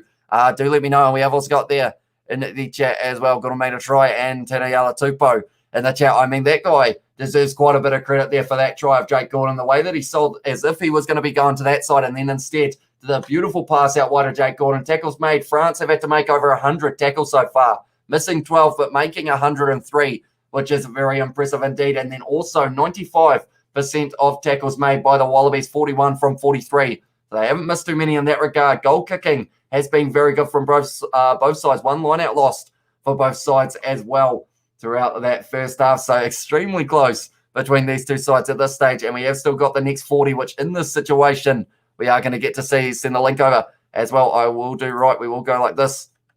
And yeah, who do you guys also in the chat think is going to score the first try of the second half? I feel like that is one that we love to try and master, but I don't quite get it right anytime. Oh, actually, I said that someone was going to score the first try, but it was actually the first try of their side that I did get it wrong. But I think second half, I'm going to say Rob Valentini. He didn't get too much of an opportunity in that first. So hopefully it will be in that situation of him getting a chance in the second. But I have sent that link as well. We have also got time to patch up France's jerseys. That's the thing. Their numbers were just falling off them in that situation. Like the number 9, I think, is about a number half at this stage in terms of the only little kind of captain's hook at the bottom of the number 9. And we have also got there, rate both teams' first half performances. Ed Vogel, I will give the Wallabies, a 4. I'm going to give them a 3.5, and the whole 0.5 is for Marika Korombeti's performance. But other than that, too many handling errors. Unfortunately for the Wallabies, they had 2 opportunities to score tries with Marika Korombeti, but both times there was a forward pass or a knock-on. So I feel like it's a very hard one, but I think in that regard, unfortunately, the Wallabies, you can't give them too high of a performance rating in that regard. France, on the other hand, also given away a few too many penalties. So I would say they're probably sitting at around a 6 if they're lucky. Maybe. I feel like those are quite low for both sides. But in that situation as well, both sides have had a lot of handling errors and a lot of penalties against them. We have got Wallabies going to make the next try as well. Says Ed Vogel, what player is playing the best right now? 100% Marika Korombeti. He's had over 100 metres carried. He could have scored 2 tries if there wasn't a 4 pass and a knock-on before his tries. They were scoring. He has been playing all over the park, making meters for his side every time he touches the ball. Also, hasn't been too bad in defence. Like, he was in that situation, though, of Pinot was able to just kind of run through with the way that it was set up. French youngsters are playing pretty well considering they are indeed. Like, a lot of people were kind of ruling this French side out because of the fact that they had so many young, talented players in there. But they're going all right so far, and they've also got a decent bench in this match as well. I will show them for you guys. I will quickly put this back down. There we go. So at this stage, Australia also, the likes of Nazarani, I feel like Darcy Swain's a little bit of a dark horse in the regard of the fact that he could have a very good second half, perhaps, if he is lucky, because of the fact that the line-out has been very strong for him in Super Rugby Trans-Tasman, as well as in that last match against France. And we have got Tate McDermott as a good option for the Wallabies. But then you have got the likes of Makalou and all of those fellas as well have got a decent chance of being able to have an impact in the second half. But I have got myself a guest, ladies and gentlemen. Decided to bring him on. He is actually wearing the Wallabies kit, I see, as well. Yep. Hey, the Wallabies first half for them. Yeah, been a great game so far. I mean, it's kind of expected in that sense, obviously, from that first game, obviously, being very close. And I do believe France were ahead within that first game as well. So they've kind of brought that same energy within this game. But hopefully the Wallabies are able to see it through, obviously, within the second half and, build up more pressure. Because that's the thing. A lot of possession, a lot of territory, but then also a lot of handling errors. We've had plenty of them at this stage. But yeah, that's the thing as well. France, will they end up, because they gave away quite a few penalties in the second half last game, and I feel like that was what was costing them a little bit. But their discipline so far, I mean, it's been pretty much the same as the Wallabies in the regard of the amount of penalties. I think it's about 7 apiece or something around there. But it's going to be, I'm excited. Who do you think is going to score the first try as well? I had my guess and I said Rob Valentini. Who are you going with? I think the Wallabies should score. I believe the Wallabies have the momentum going into the second half, but I do believe France will actually score a try and kind of like bring it back into the game. So I do believe the Wallabies will get the first try, but it's going to be a very close match. We'll have to wait and see. Right, so if I had to push you for a player, an exact player for that one. I mean, I think I have to give it to Corbetti just because he's been brilliant within that first half. I mean, to be perfectly honest, I actually think this might surprise a few people, but I actually think Matt Tamua has been my favorite player so far within that first half. He was just everywhere and actually creating, link-up plays, and his passing, like there's one, you could say questionable pass, but other than that, he's done brilliantly throughout the whole game. So I'm looking at him a bit more, but I do believe Corbetti will be the next one to get a try. Okay, so we are both in agreement that it is going to be a Wallabies try first and then maybe a fight-back try from France a little bit later on. Yeah, that's going to be interesting because also we have had a few talks in the chat about certain players getting brought in for the All Blacks for this weekend's game against FMG at FMG Stadium. And, of course, we actually filmed a video a little bit earlier on that will be coming out, possibly I believe it is tomorrow, where we give our predictions of who is going to be in that starting lineup. A lot of differences in that one, wasn't there? Indeed. It's a bit scary, actually, because if you guys didn't know, obviously, within our first one, we actually drew in the amount of points we actually got. So we drew 29 all for that one. So hopefully we'll be able to see a winner within this week's one. But you never know. It could be another draw again. If it is, we have done something extremely, I guess, wrong in one regard and right in the other because of how different our two lineups were. Exactly. But yeah, this is going to be exciting. We have still got probably around 3 or 4 minutes before the second half gets back underway in this matchup. Just the one try for the Wallabies, which was scored by Jake Gordon. That last-minute try, what did you think of Taniela Tupou's impact in that try? Oh, brilliant. He is literally the best ball-playing prop there is around anywhere because he's so good in that sense where, like, it's one of those where I believe if I had to compare him to another player, I'd say it's probably Kyle Sinclair. I mean, both of them are very good in actually, driving forward up on the pitch, and obviously have been compared to like saying, they have kind of a 10 mindset and how they're able to pass the ball for that, and that's kind of what Taniela Tupou did, of course, to Jake Gordon. So yeah, he's definitely made an impact so far from this game, Taniela Tupou, and hopefully he does that more in the second half for sure. And we have got Ed Vogel has said put McDermott in. Yes, I feel like it's going to be interesting. How long do they wait until they make that sub of McDermott? He should be starting, to be perfectly honest, in my opinion. But it's one of those which, I mean, I guess Dave Rennie does have, he does like Jake Gordon. So it's one of those which I can't really question it, really, because obviously, he just scored a try. So it's kind of proving the reasons why he put him in. So, yeah, we'll have to wait and see. But hopefully, Tim McDermott is able to put the impact into this game within the second half.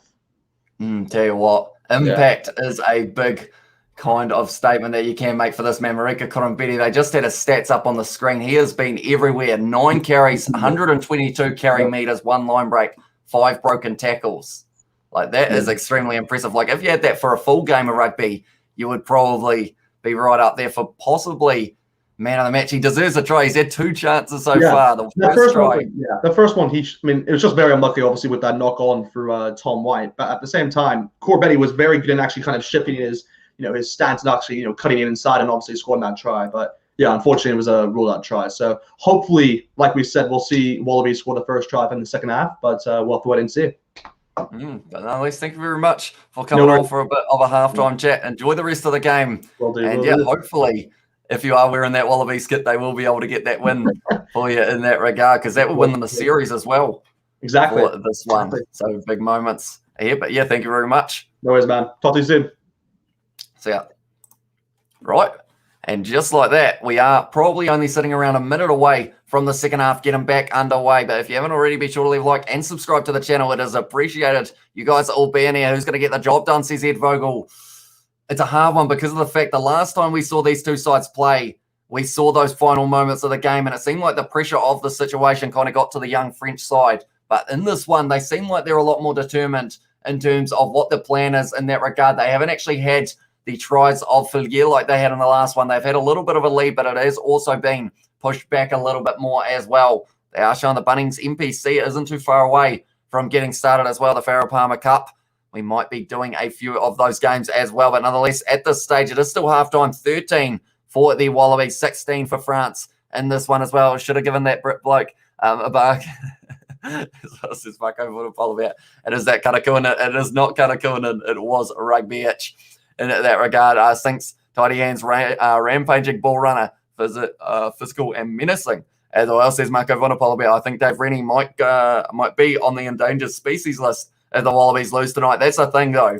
If the Wallabies lose this matchup, you're going to be in that situation of now everything will be to play for in that last game, which I feel like is what some people are kind of hoping for. But in that regard, I feel like it's also that situation of you always want to be able to close this series out 2-0 heading into the last game just because it gives you that little bit more confidence. Perhaps if that happens as well, they decide to make a few more changes in that last matchup for the sake of maybe creating that opportunity for a few of the younger players in the Wallaby squad. Who's more aggressive in the first half? If we are talking player, or are we talking the whole team? Because some of those French forwards, the likes of Geelong has been playing extremely hard in this game. We've seen also a huge hit. That was from Dante, and I believe it was on Matt Tamua's opposite number, but then you've also seen Harry Wilson hitting Carbonell hard. So it's just one of those ones that both sides have got their individual aggressive players. I feel like Marika Korombeti, the way that he is running when he gets that ball in hand, he wants to get over that try line. He's already done it twice, but neither time has been counted because of the fact that, unfortunately, it has been either a knock-on or a forward pass. But yes, Hamish brother, do a brother make the Bulldog proud as well, says Smithy Toilet. And also we have got in there, nice bro, who's your favourite AB's captain?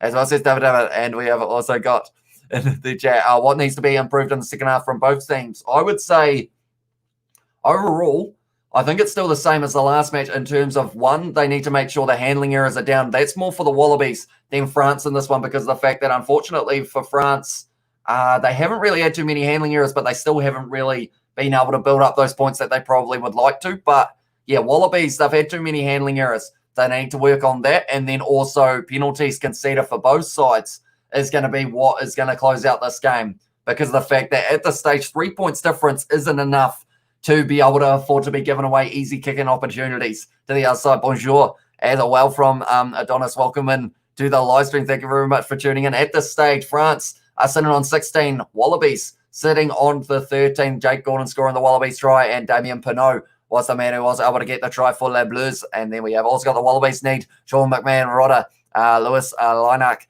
and Samu Karevi in that team as well, says Batman. And tell you what, Samu Karevi, I would love to see him battling it out with the likes of Dante and Vincent at this stage. I feel like he's right up there for the best player out on the field for France so far. Like, he has been going extremely well in terms of those low tackles. They have been working a treat for his side, and we have got to be Richie brother. As well, says Smithy Toilet, and favourite AB cap is McCaw. No one else comes close. Best international captain ever. Oh, wait. They have that award to Sam Warburton Watt as well, says Marco Vodopolobia. And we have got, yes, we miss Sean, Rodder, and Karevi as well, says Ed. But at this stage, we aren't going to be missing too much more of the second half as it is going to be getting underway very soon. But I do appreciate you all being here at this stage. If you do enjoy, be sure to leave a like and subscribe to the channel, Crikey, as well, says Obi Snake. And also we have got, yeah, bro, he's the GOAT. And also Batman has blocked me. I can't see his text words as well. It says Marco Vinopola Bear. I think we've actually got a few of you guys in the chat have blocked each other throughout the little while that we have been doing our live streams. Little rivalries and little miscommunications. We have had quite a few of them so far. We always got best Wallabies player. Could be anyone, says Ed Vogel. If we're talking about best Wallabies player in this match, I would say Marika Korombeti, and also the honourable shout of Matt Tamua from Rugby Itch was doing decently. But yeah, for me, Marika Korombeti, the way that he was able to carry that ball, make huge meters for his side, and Marika Korombeti is a carry as well, says Charlie, and that is going to be the kickoff now for the second half. Carbonell kicks this one off for France down into the 22. Marika Korombeti once again going to be running hard at the line. That man has made over 100 meters in this match so far, and we still have 40 minutes to go. That shows how well he's playing. It's going to be Harry Wilson now driving forward. We will take away the halftime, and we are back in Lolesio now. Going into the hands of Hunter Paisami, getting tackled out. Villiers straight on the ball there. He was almost able to get up at Gordon now. Ball in hand. Salakai Lotto shunting off the tackle. Around the side, Harry Wilson. This is good for the Wallabies at this stage. They're making a lot of meters per carry. Going back now, Daniela Tupou handling error. And now it's going to be Geelong getting another carry for France. But that is once again a knock-on by the Wallabies. It's going to be a big sell of the dummy. And now Kuyu's still driving forward. Round the side, it is going to be Barlow getting his jersey stretched a little bit. The numbers are still dangling off the back of the number 9 for France, Kuyu. Now it's going to be Geelong once again driving forward. This stage only around 25 metres out. He's offloaded the ball now to the man in the number 4 jersey. And at the stage, Vincent now with a few steps. He has been tackled by Daniela Tupou. And at the stage now, 8 carries in a row here for France. After 8 phases round the side now, Kuyu trying to link up, but he is dragged down to the ground. Now it's going to be Barlow once again driving forward. Tackled by Valentini round the side. It's going to be Baptiste Screw. And he is going to be getting extremely close to the line. Only 10 metres out. It was almost going to be a penalty. Yes, it is. And it's a penalty to the Wallabies there. And it was because of the fact not releasing is the call. The All Blacks is my team as well. And come on, Uzi as well. Says Savanaka. And we always got brother. Why did you block the legend? And we always got, straight up. Warburton. Great captaincy award. That's Richie McCaw as well in the chat. Hooper, the Snaffler. As well as Marco Votapolo there, and the ultimate is Rio Gamer, $300 dono, legendary stuff. Yeah, I don't think we're ever going to top that number because that was just a crazy amount. But it has all gone already straight back into the channel. The live streaming software that we are using at the moment is the situation of, we have paid for it through those donations. So thank you all very much for that. It is because of the fact that we are in slightly higher quality than we were beforehand. So we did upgrade our plan. There's a great short ball there. And then it's a Daniela Tupou. Jake Gordon now on the halfway line. Goes back to Lolesio. Wide ball out to Tom Wright. He's got Tom Banks with him going down the wing. He's too close. He's gone into Dutch there. And because of it now, it is going to be France with the line out. We haven't got in there as well. Marco is the GOAT. He donated $150 last week. Too much respect, mate, as well.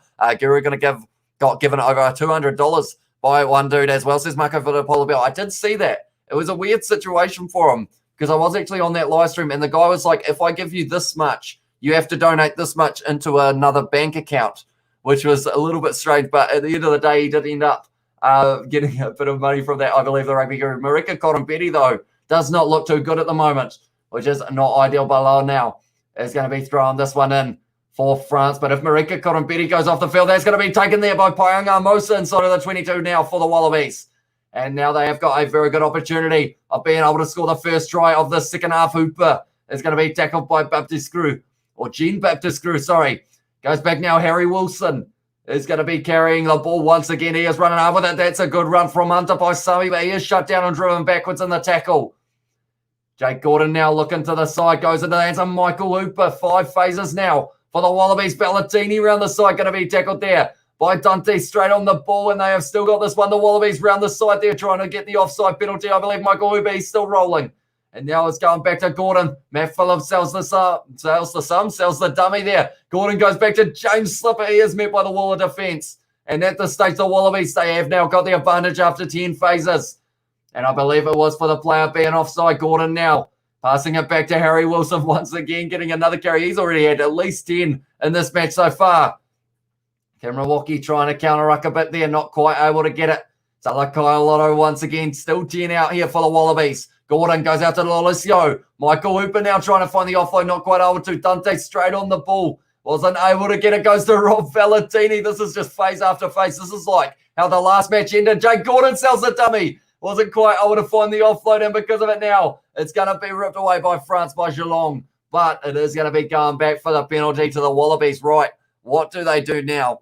Do they decide to possibly go for the 3 points to get them back to 16-16, or do you decide to play aggressively and try and get the 7? And we have also got there, I think some do donate like $800, 800 New Zealand dollars, bro, WTFA.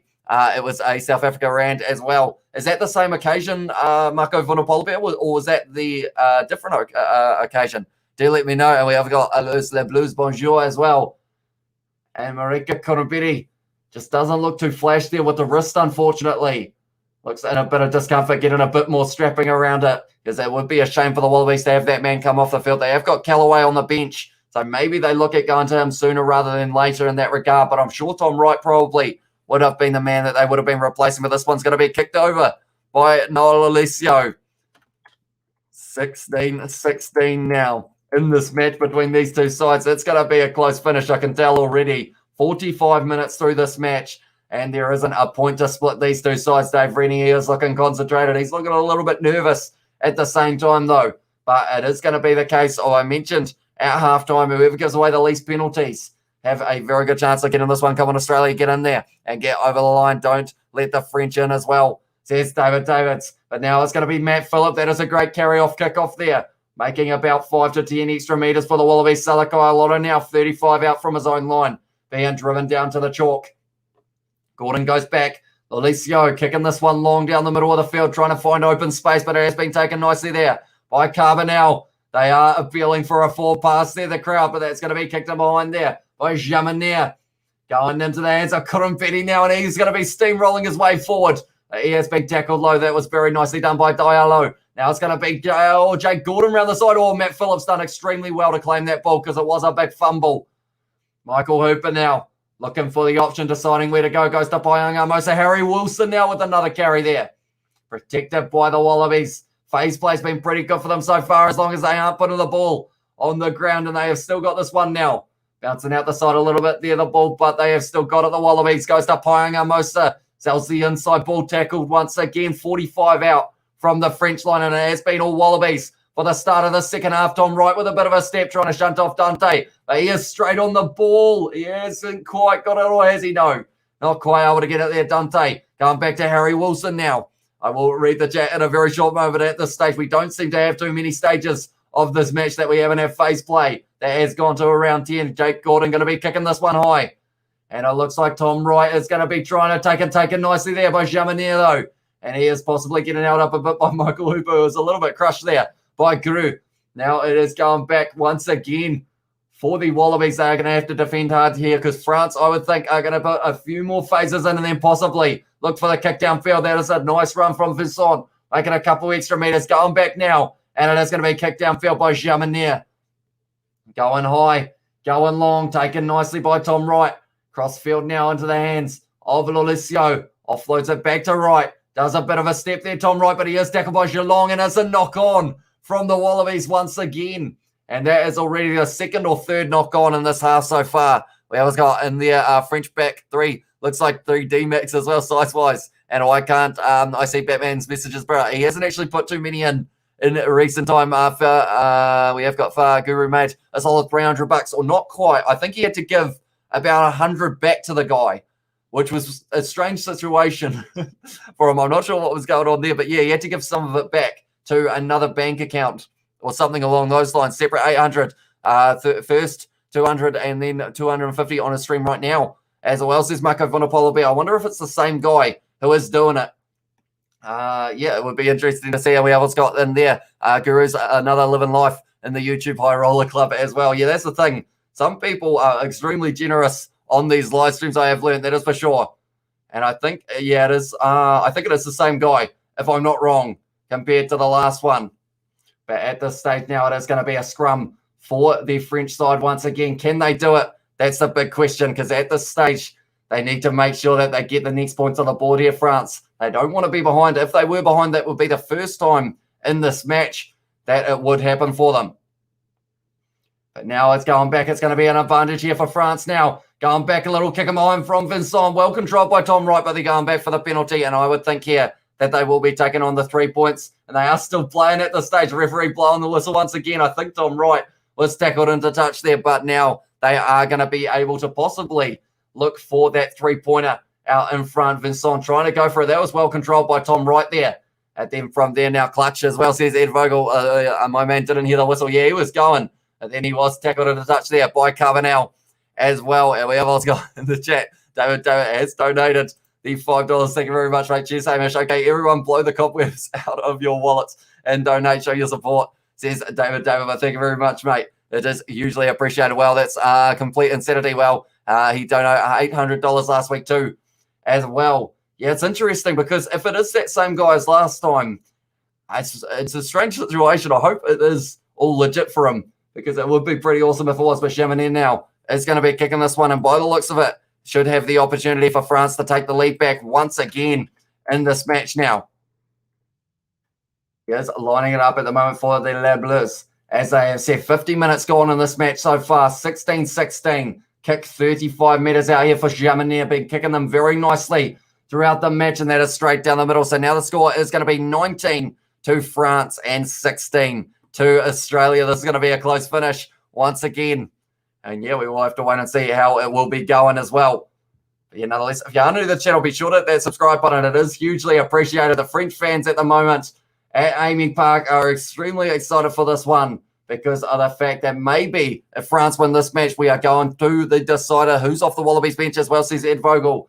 Haven't quite seen the subs yet if they have made them, but on the bench, they have got the likes of Lachlan Lonergan, Angus Bell, Alan Alalata, Darcy Swain, Izzy Nizarani, and then you have also got in there Tate McDermott, Len Ikatel, and also Andrew Callaway. That is the bench that's back on the halfway line here for the Wallabies going across Bell. Lolesio gives it to Corumbeti, and once again, he's pierced the gap. Marika Corumbeti, get him back up as well. But he is going to be wrestled down to the ground of Geelong. And we have also got in the chat as well donation for the Marco Vodopolovic. It said, have a cone on me, brothers, as well, says Marco Vodopolovic. Thank you very much for that donation, mate. But Bumba at this stage has made his way out onto the field.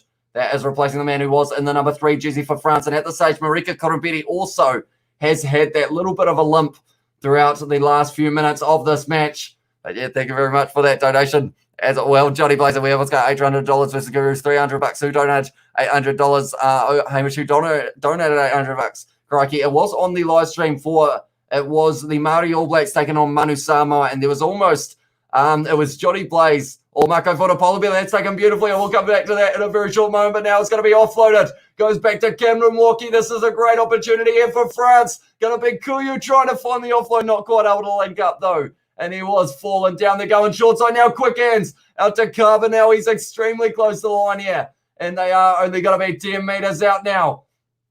Get in tackle once again. Walkie getting close. My cat is sneezing in the background. He's getting hyped up. But now Kuyu goes back now to Taufa Fanua, getting his first carry of this match so far.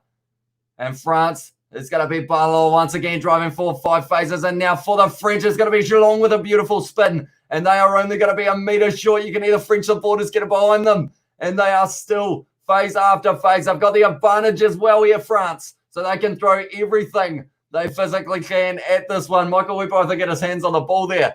Just possibly try to slow it down just that little bit more around the side over the top. No, he wasn't able to get over the line.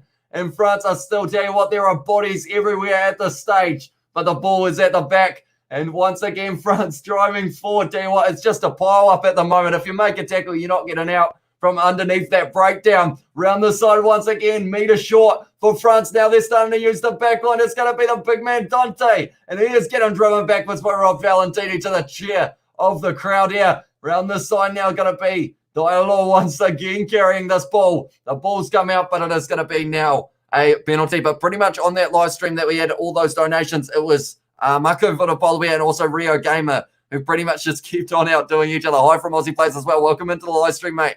Thank you very much for tuning in for this one between these two sides. It's going to be a close finish. At the moment, it still says 16 for France for some reason, but it is 19. There we go. For some reason, it decided not to update, and we have got Tamua to score a try, as well, says Ed Vogel, and also Mario Blacks versus Manu Samoa, as well from Marco Vodopolovic. 27 minutes left, homies, here at this stage.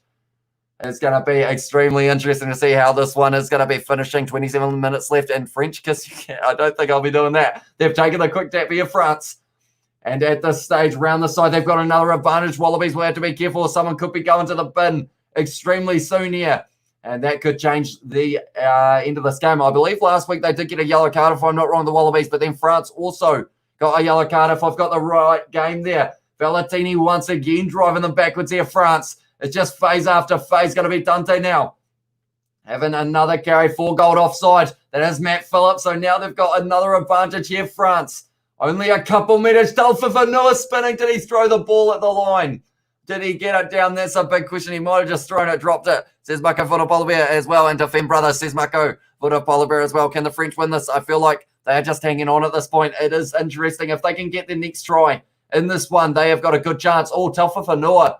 Not looking to flash there. He dropped it as well, says Tesla. But yeah, hopefully He is all right there, Taufafanui. He doesn't look too flash. He's only just come off the bench as well, but they are going to be going upstairs now to check whether or not... Okay, it's just thrown at the line, unfortunately, for him. So it is still going to be a penalty to France, and it seems like they aren't willing to take the 3 in that situation. They may consider it now, though, seeing as we have had a bit of a stoppage. Hard luck, Taufafanui, as well. Says Marco Fotopolovia dropped these nuts in your... and we almost got dropped from Smithy Toilet. But yeah, unfortunately, just lost it in the finger roll there. And now it means that it is now going to be the penalty once again for France. No try, but 2 penalties, or 2 penalty advantages in a row, I should say.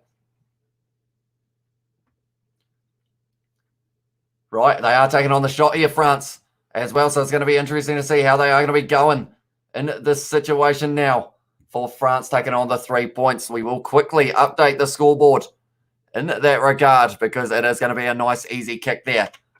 And at this stage now, 6 points ahead France will be in this match as well. So they need to make sure that they can extend that to more than 7, because they don't want to risk having the Wallabies score a late try in this match. They had a lot of attack there from only 5 metres out, but the Wallabies, they are defending well, and they have to, because they were playing for the series right there. They want to make sure that they win this one. If they win this match, then they can't lose this series. Of course, it's a 3-match series. There is another game on Saturday that is going to be taking place. Come on, Wallabies as well, says Ed Vogel. But yeah, at this stage, she is very happy. A French supporter in the crowd. But yeah, we will have to wait and see whether or not they can get the win. We haven't had a try in the second half. I said that Valentini would be the first man to score, but at this stage, maybe they will look at bringing him off the field for Naisarani, depending on who they sub. But now it's going to be Lolisco once again kicking off this one for the Wallabies. Taken nicely there by the man on the number 7 jersey, Cameron Walkie. Has had a decent game so far. That is going to be a good drive for France, moving their way towards the halfway line. Kuyu now. He's going to be firing this one back. Tom Ryder's off the field, and that is by Callaway coming out onto the field. Player who was almost able to score a cross-kick try from the kick of Hunter Paisami. Tate McDermott also going to be out on the field now as well, and Alan Alatoa. And that is going to be a little knock-on now from France. So now the handling here is starting to creep into Les Bleus side as well. So they're going to have to be very careful. It's going to be going down to the wire. I think Drew Mitchell is totally right. Says Marco Fotopolovia. We have 38 points and only 2 tries. I'd lie if I said I don't dislike this sort of game as well, says Sebastian. Yeah, I think everyone wanted to see a few more tries in this one. Hopefully in the last 20, we do start to see a few more creeping in, because of the fact that Marika Korombeti almost has been able to, he's almost been able to get into that situation of scoring twice. So maybe the third time that he gets over the line, it will be a try nonetheless as well, says Marco Fotopolovia. I think that is just my transitional word, isn't it? Or 3 words that always come out, and we able to guys now see your donations about it. The $800. That was a freaky night. As I said, David, it was indeed. It was extremely unexpected. But yeah, we were caught off guard a little bit by it. The commentary side of it, I think, ended up just coming to a halt because the chat just went absolutely crazy. There we go. We have got France leading 20 minutes left. You know what happens as well, says Batman. It's going to be interesting. The next try of this match needs to go to the Wallabies. If France score next, I would say they will be able to hang on to this lead. But if the Wallabies get a chance, I'd say if they get a chance inside of that 22, they will probably kick for the corner rather than going for the 3-pointer. But now it's going to be a big scrum from the Wallabies, and we might get to find out because they've got the advantage now. McDermott got the ball in hand, gives it to Lolisco. Now it's going to be Hunter Paisami trying to drive over the tackle of Dante. Little knock on once again. So we're going back for the penalty now, and now we'll get to see whether or not they want to test the kick or whether you go for the corner and try and pour it on for the 7. Tate McDermott's got the ball in hand. Who is he giving it to? At this stage, only 20 minutes left in this game as well. France might win. As well, says Obi Snake, at this stage, there is a high possibility that they could win this one. I haven't actually checked the poll throughout this live stream, but I will have a quick look now. And it seems that it is extremely even in that regard. 52% have said that Australia will win. 49% have said that it will be France. So, yeah, at this stage, it's going to be very close. But the Wallabies have kicked this one for the corner, and they are going to be trying their best to be able to get this rolling more going. It was how Payanga Mosa scored last week. Can he get this one right here? Time in the opposition 22. 5 minutes for the Wallabies, 3 minutes for France. That is quite a high number for both of these sides. Oh, it's been stolen there by France, though. Only a few minutes out from their line is Geelong now. Going to be going to ground. And they have been able to keep this one for France now. It's going to be Cameron Walkie, sells the dummy down the wing. Offload on the inside. It's going to be Villiers. Links up now. And it is going to be Michael Hooper in a foot race with the number 9. And he has been able to slow him down. Tell you what, Michael Hooper's still got a bit of toe. And he is straight on the ball, Michael Hooper, but he wasn't able to get it there. Now it's going to be going back. Diallo lined up by Alan Alatoa. Drags him down to the ground. Now it's going to be Demba Bumba getting his first carry of this match so far since coming off the bench. Goes back to Geelong, the captain. And he would absolutely love to be able to get a victory here in this one, but still only 20 minutes left. Anything can happen. Now it's going to be once again one of the big driving forwards for France just outside of the 22. They've got the advantage now as well. They may consider taking this one. They can throw everything at it. They might as well go for a risky play here, France, because of the fact that if worst case scenario happens, they go back and they get 3 points. Now it's going to be in the hands of QU once again. Only 15 out now from the line. And France look like they're going to be using the big forwards once again. He is getting driven backwards there, the number 4. Talfafanua goes out to, that's a beautiful inside ball. Damien Pinot offload now. And it's going to be Talfafanua driving forward, sideways, everywhere. At the moment, France are they getting extremely close to the line. They have got a lot of forwards all getting involved. It's going to be their number 1. Is he over the line? It's close. It's held up, I believe. And they are going to be checking this one, I believe. No, it is held up. So now in this situation, was advantage over? That's a big question. No, it wasn't. They're going back for the penalty. So now possibly could be the final warning for the Wallabies there. And we have got France playing some lovely ruggers as well, says Marco Vunapolobia. How many minutes of the game left at this stage? We only have around 18 minutes left in this one. Cameron Walkie as well, says Marco Vunapolobia. It's as rough as a toad's back as well, says Obi Snake. And also we have got this game is more enjoyable compared to the bloodbath games in New Zealand over the last 2 weeks, says David Davids. And yeah, that's the thing. At this stage, both of these 2 matches are going to come down to the final minutes. Was Harry Wilson, unfortunately, I think, joining the ruck from the wrong side, which in that case, he is probably lucky that he is still out on the field, Harry Wilson, because I think he stopped him. But Cameron Walkie so far tonight, 3 passes, 12 tackles, 46 metres carried, and 3 offloads. He has been dangerous when the ball is in his hands. And Geelong at number 8 has been just as impressive as well. But now joining ruck incorrectly, they're going to take the 3, which will give them a 9-point lead here. Bloody embarrassing. Us Southern Hemisphere don't claim them. As well, says Smithy Toilet. It's always as close. It's always a close one with Aussie and France, says Tesla. And that's the thing. If France win this one, then everything comes down to the final week, which will be this week, Saturday, at, I believe it will be 9:45 New Zealand time, will be when that game is going to be taking place. Harry Wilson and also James Slipper coming off the field. That will be for Izzy Naisarani and also Darcy Swain, I believe, will be the other sub that they are making. But Jamanir now going to be kicking this one at the post, and I believe he should be able to get it. So I will update the scoreboard probably a little bit prematurely. So hopefully he does get it. Yes, he does. So now the score is going to be 25 to France and 16 to Australia. We have got easy France W as well, says James, and also it's coming home, says Obi Snake. Come on, Wallabies, says Ed Vogel as well. And at this stage, Angus Bell is also out on the field. He is a dangerous man when he's got ball in hand for the Waratahs. Was able to score 2 tries, I believe. 2 tries in 2 matches in Super Rugby Trans-Tasman for the Waratahs. Then had a little bit of an injury, but he is back out there at the moment. Played last week, played decently. Angus Bell straight away now has got the ball in hand, and he is one to watch. He runs like he is a back, but he has got the strength of a forward. And Izzy Naisarani now getting his first carry, and that is beautifully done. No, it isn't. He wasn't quite able to get it now. It's going to be Lolesio. Goes back to Paisami now. Tackled by Vincent once again. He has got a very good tackling technique. Vincent now. It's going to be Lolesio. Goes to Angus Bell with a bit of a step. And then Mbamba trying to get on that ball. Not quite able to there. Lolesio goes back now. Kicking behind. Seeing the space. And he will be kicking that one into touch strategically. Going for the territory there, Matt Tamua. And now it is going to be a line out for France inside of their own 22. We need Hooper to make a try as well, says Ed Vogel. And also, come on, Wallabies, Southern Hemisphere dominance as well. Might be too much Capri as well, says Marco Vonapolobia. Cooper's eyes are too close as well. Or I assume that's Hooper's eyes are too close as well. And I guess it is one thing.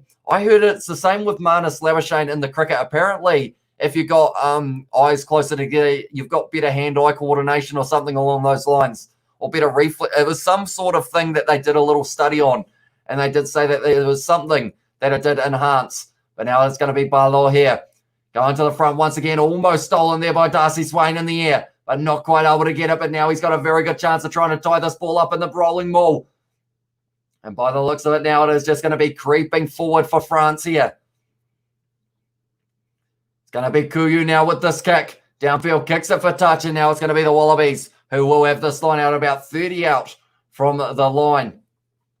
We have got, come on, boys, no more errors as well, said Vogel, and we have got in there, don't even bother carrying the ball over the line, just bloody kick it as well, says Sebastian, and also Hooper's eyes can't identify his surroundings as well, says Smithy Taller, and also Hooper's eyes I like. And then we've got a couple eye emojis, but now it's going to be McDermott, flat ball to the hands now of Naizarani once again, getting a carry. Angus Bell fires it back on the inside. That was beautifully done. Great pass to Tom Banks, who is now driving towards the 22. And at this stage now, it's going to be Tate McDermott trying to sell a bit of a dummy. He hasn't worked out for him, and he is going to be tackled hard. And once again, France, their defence has been looking solid. Angus Bell has had another carry straight on the ball. Was Geelong, but not quite able to get that one. McDermott going short side now. It's going to be Paisami just running over the top of Carbonell.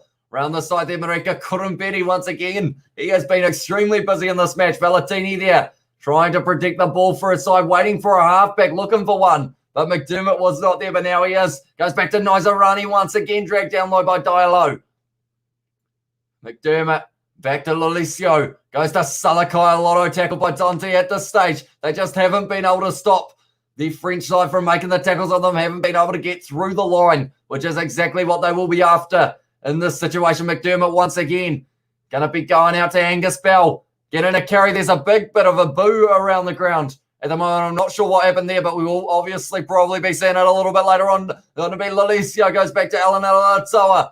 Talfa Fanua trying to get on the ball. Has he got it? I think he does. And because of it, no, it's taken back by Naizarani. And now it is going to be the scrum feed for the Wallabies, for it becoming the maul. And we have also got in there, he must see nose a lot as well, says Ovistake. And also so close, George's micro would fit between them as says Mark and we also got in there a Cadbury chocolate bar would be nice right now, says David David. It would indeed.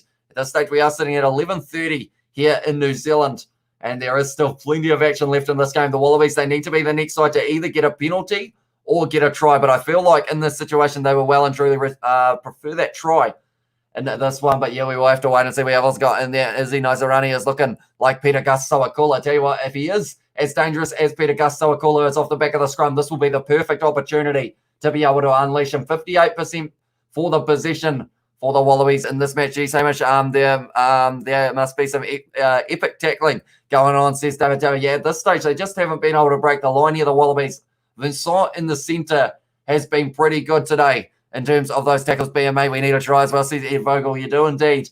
And at this stage, Lachlan Lonergan going to be joining that front row. He had a very good couple games for the Brumbies late in Super Rugby Trans-Tasman and Super Rugby AU, I believe it was. But now it is going to be Painga Mosa coming off the field. Also, I see Len Ikatau has made his way out there in the number 22 jersey, although it must be replacing Hunter Paisami in this situation. But we have also got, it's over. Aussie impress us again as well, says Smithy Toilet. And at this stage, 14 minutes left. The Wallabies, they are running slightly low on time in terms of what they can do to win this match. They need a try, and they need it before the 70th, because then you get that opportunity of possibly going either drop kick or going for a penalty if you get the chance. We've also got Wallabies like Moana Pacifica, as well, says Marco Vanapola Bear.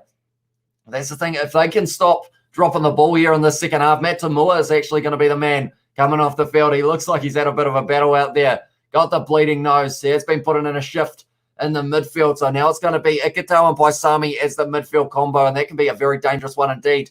But the Wallabies at this stage, they've gained 451 metres compared to the 336 of France. The tackling percentage, believe it or not, the Wallabies have now missed more tackles in terms of their tackling percentage than France. And at halftime, I believe the Wallabies had only missed a few. But now it is going to be a scrum feed.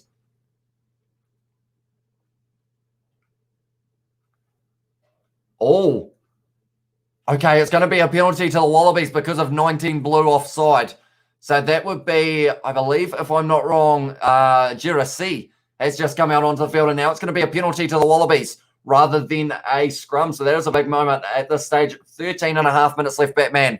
Into this one. Come on, Pacific as well, says Obi Snake. Come on, Australia. And we have got France can keep kicking it. The Aussies definitely need a try, says Sebastian. And at this stage now, they're having a team meeting.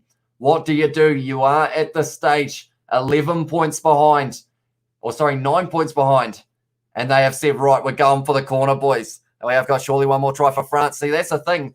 Whoever scores the next try, I feel like, can take the momentum, because if they can get one more late in this game as well, the likes of it, the Wallabies, can score a try here soon.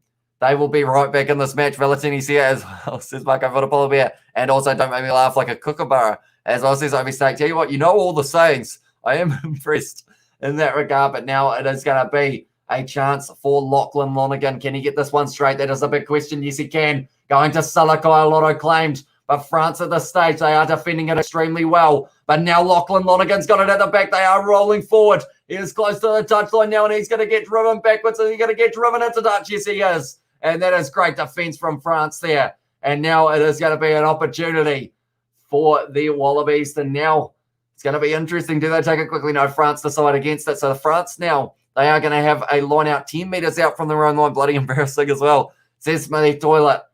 But yeah, at that stage, they just defended it very well. They timed it perfectly when they decided to into contact, for that rolling maul. And then he was just driven sideways there. Lachlan Lonergan going with I believe it is a 3-man line out. I'm not too sure what they're doing here. They're having a big shouting fest at the moment out on the field in terms of how many men they're having in that line out. Going to the middle there. Going to be taken nicely by France. Firing across now to Geelong. He is met by Nazarani. And now it looks like they are going to be getting ready to fire this one back after a couple more hit-ups. That's a brilliant tackle there by Alan. And so driving him towards the line now. And France might consider kicking this one now rather than later. Yes, they are. They're going to be rolling it back. And he has almost rolled that right back to the try line like they have mentioned. That one has gone into touch, and now it's going to be another line out for the Wallabies. A big sausage fest as well. There's Marco Votapolobia, and then we have also got France will win. They will score again. Says the Grandmaster. Who are you picking out of the French side to score? Do let me know, Grandmaster. And we have also got the Wallabies missed tackle is a reflective of the score as well, says David. And we have also got my brother as well, says Sam. What is up, Kiwi? Welcome into the live stream, mate. That one's going to be France once again for the line out. And that's the number 16 having a kick. And he has done a beautiful kick down towards the halfway line. Galloway there taking that one. Little offload back to McDermott. He is well and truly shut down by France, and they are going well in the breakdown here. Michael Hooper doing well to grab that one. Straight over the ball there was Makalou, but he wasn't quite able to get it. Now it's going to be Angus Bell. Little bit of obstruction there, but now it's going to be Andrew Galloway driving forward here for the Wallabies. 40 metres out from the line. It's going to be going back to Hunter by some. He sells a bit of a dummy, goes himself down for Vanua, trying to counter ruck, not quite working out. Salakai Lotto picks it up with one hand and throws it out the back line. Now Lolesio tackled there by Makalou. And straight in there. Is he on his feet? No, not quite. McDermott now selling the dummy. Goes back to Arani with the fin. He's got McDermott with him. Wasn't quite able to link up, though. That needed to find the hands of the replacement. Number 90. That ball's bounced out for France. Going to be a back line now for them. Rob Valentini with the big hit, though. And at this stage, France are just doing well to keep the Wallabies out. Bumba now with his scary. And at this stage now, 30 out at this stage from their own line. It's going to be Makalou. Hit hard in the tackle by Len Iketel. This game's going to go down to the final moment. Ginger is injured as well, says Marco Votapolo here. I assume that it's Delpha Fanua, if I'm not wrong. If I did see the right number. And in that regard, that one has gone high with the kick once again. Taken beautifully by Tom Banks. Met by Girassi, who has actually injured himself. That will be who you are talking about at this stage. Tate McDermott goes back now. Alan Alatoa by Makalou, trying to hold him up there. But it has been called a tackle. 50 out now are the Wallabies. Inside ball to Tom Banks. It's opened up the gap. Galloway is with him here. Going himself, Tom Banks trying to link up, taken there by Galloway. Offload to Michael Hooper. And he's going to score the try for the Wallabies. But they are going to be going back to check it to see whether or not it is going to be it. The try. I'm going to watch as well, says Sam. And also, is Corin Betty still on? I believe he is. They took off Len Iketel. Or sorry, they brought out Len Iketel for it was Matt Tamua. But yeah, Colin Betty's still out there. How far in is this game at this stage? We are 70 minutes in. They are going upstairs to check whether or not there was a try or a bit of a knock on, I think is the first thing they're checking. Let's go France coming from Sydney, as well as the Grandmaster, and Wallabies are in Let's Go, and also Hoops in the chat from Mako Vanapolabia. I'm excited for tomorrow as well. I assume that it's the British and Irish Lions taking on South Africa A, because that will be a very entertaining game indeed. TMO decision. Michael Hooper's looking a little bit injured at this stage. Right, Tom Banks looking for this offload to Callaway. Yeah, it hits the hands of Jaminet. So from there, that will be play on. Then from there, taken by Callaway. He was tackled by Vincent. They are checking it once again.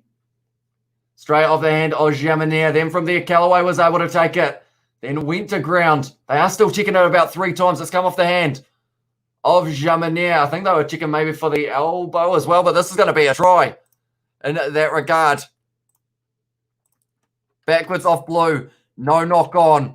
And it is a try to the Wallabies. Michael Hooper, someone said before the match that he shouldn't be there. He has scored in both matches for the Wallabies. Could that be the match winner, Michael Hooper?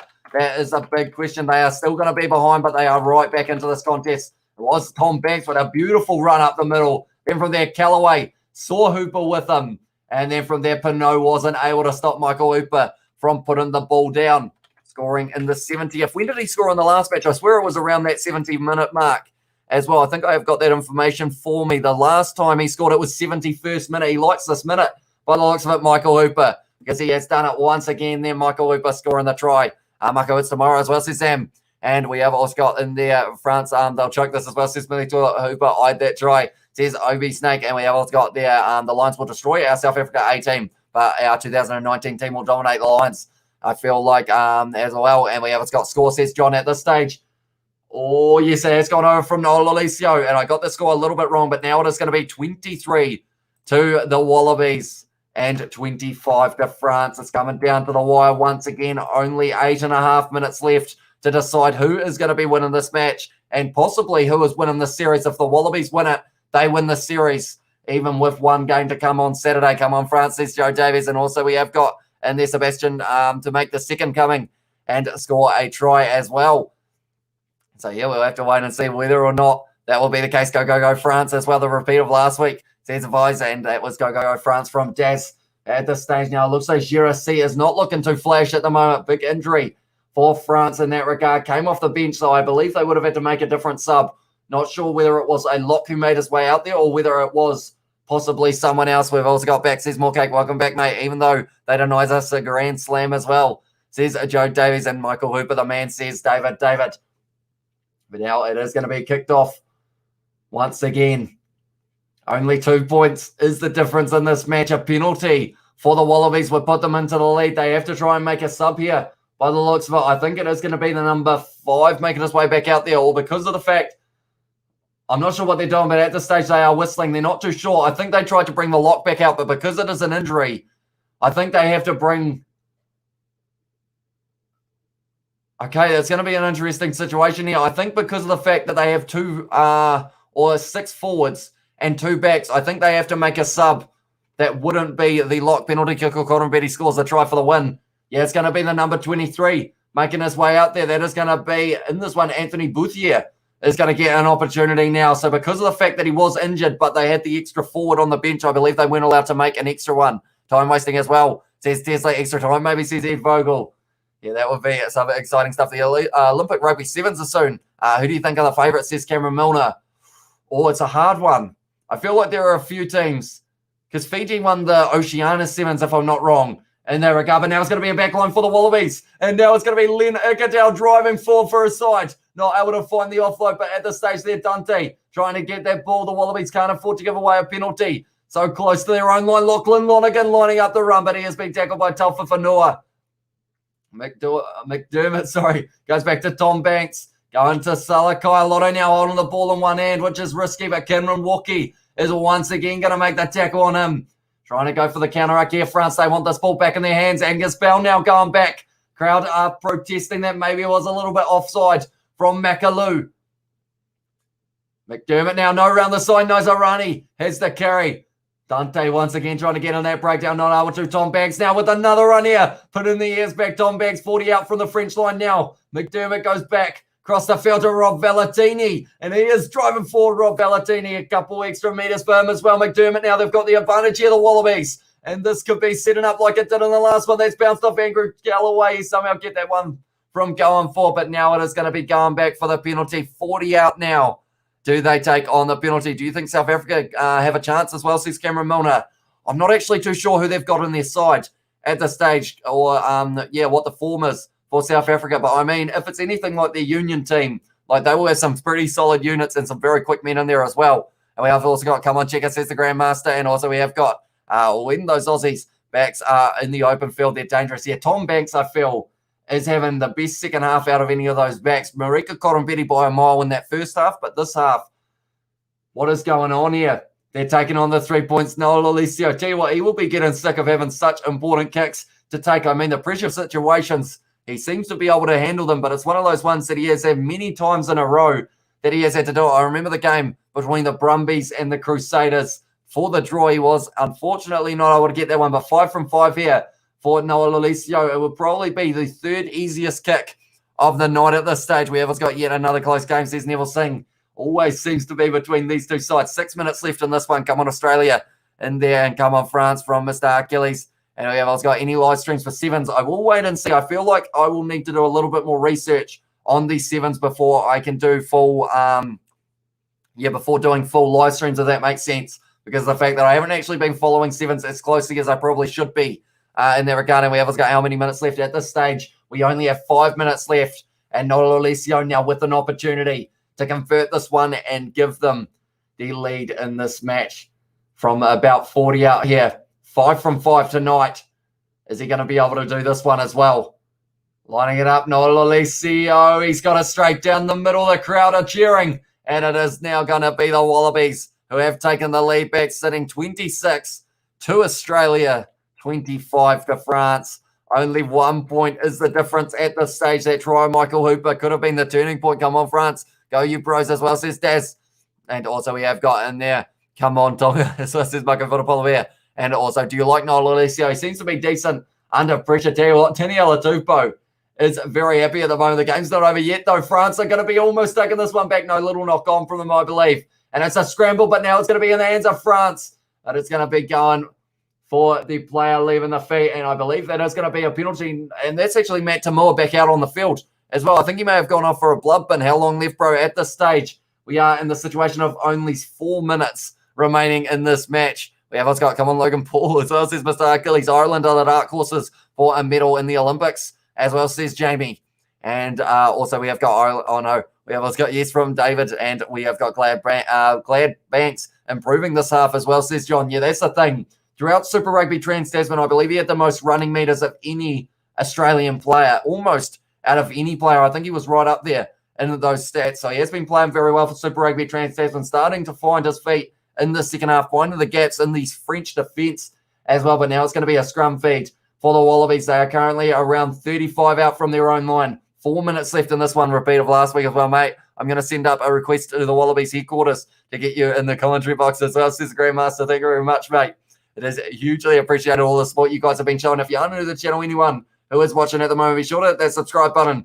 It is hugely appreciated, like I mentioned, but now it's going to be McDermott putting this ball in. That's a brilliant push from France, though. And I think that's going to be a penalty. Yes, it is. And France get the penalty there in the scrum.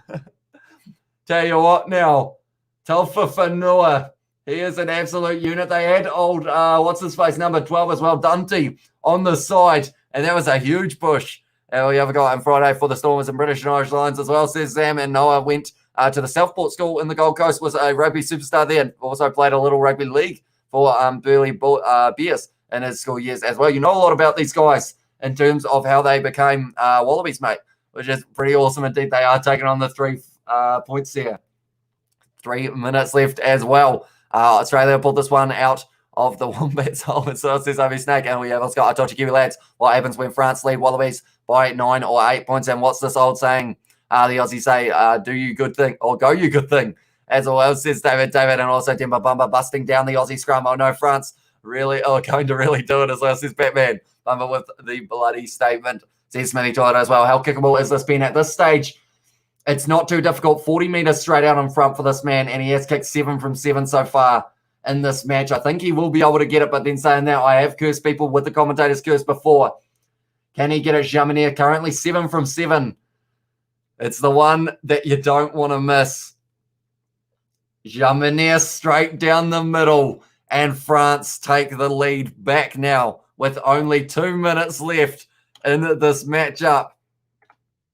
But update the scoreboard. France leading 28-6. This is going to be a close finish. Oi, oi, oi, says Gabe Grace as well. 2 minutes remain. Come on, France as well, says Carlos. And we have also got in there, I can't read Batman's messages. Did he block me? I assume so then.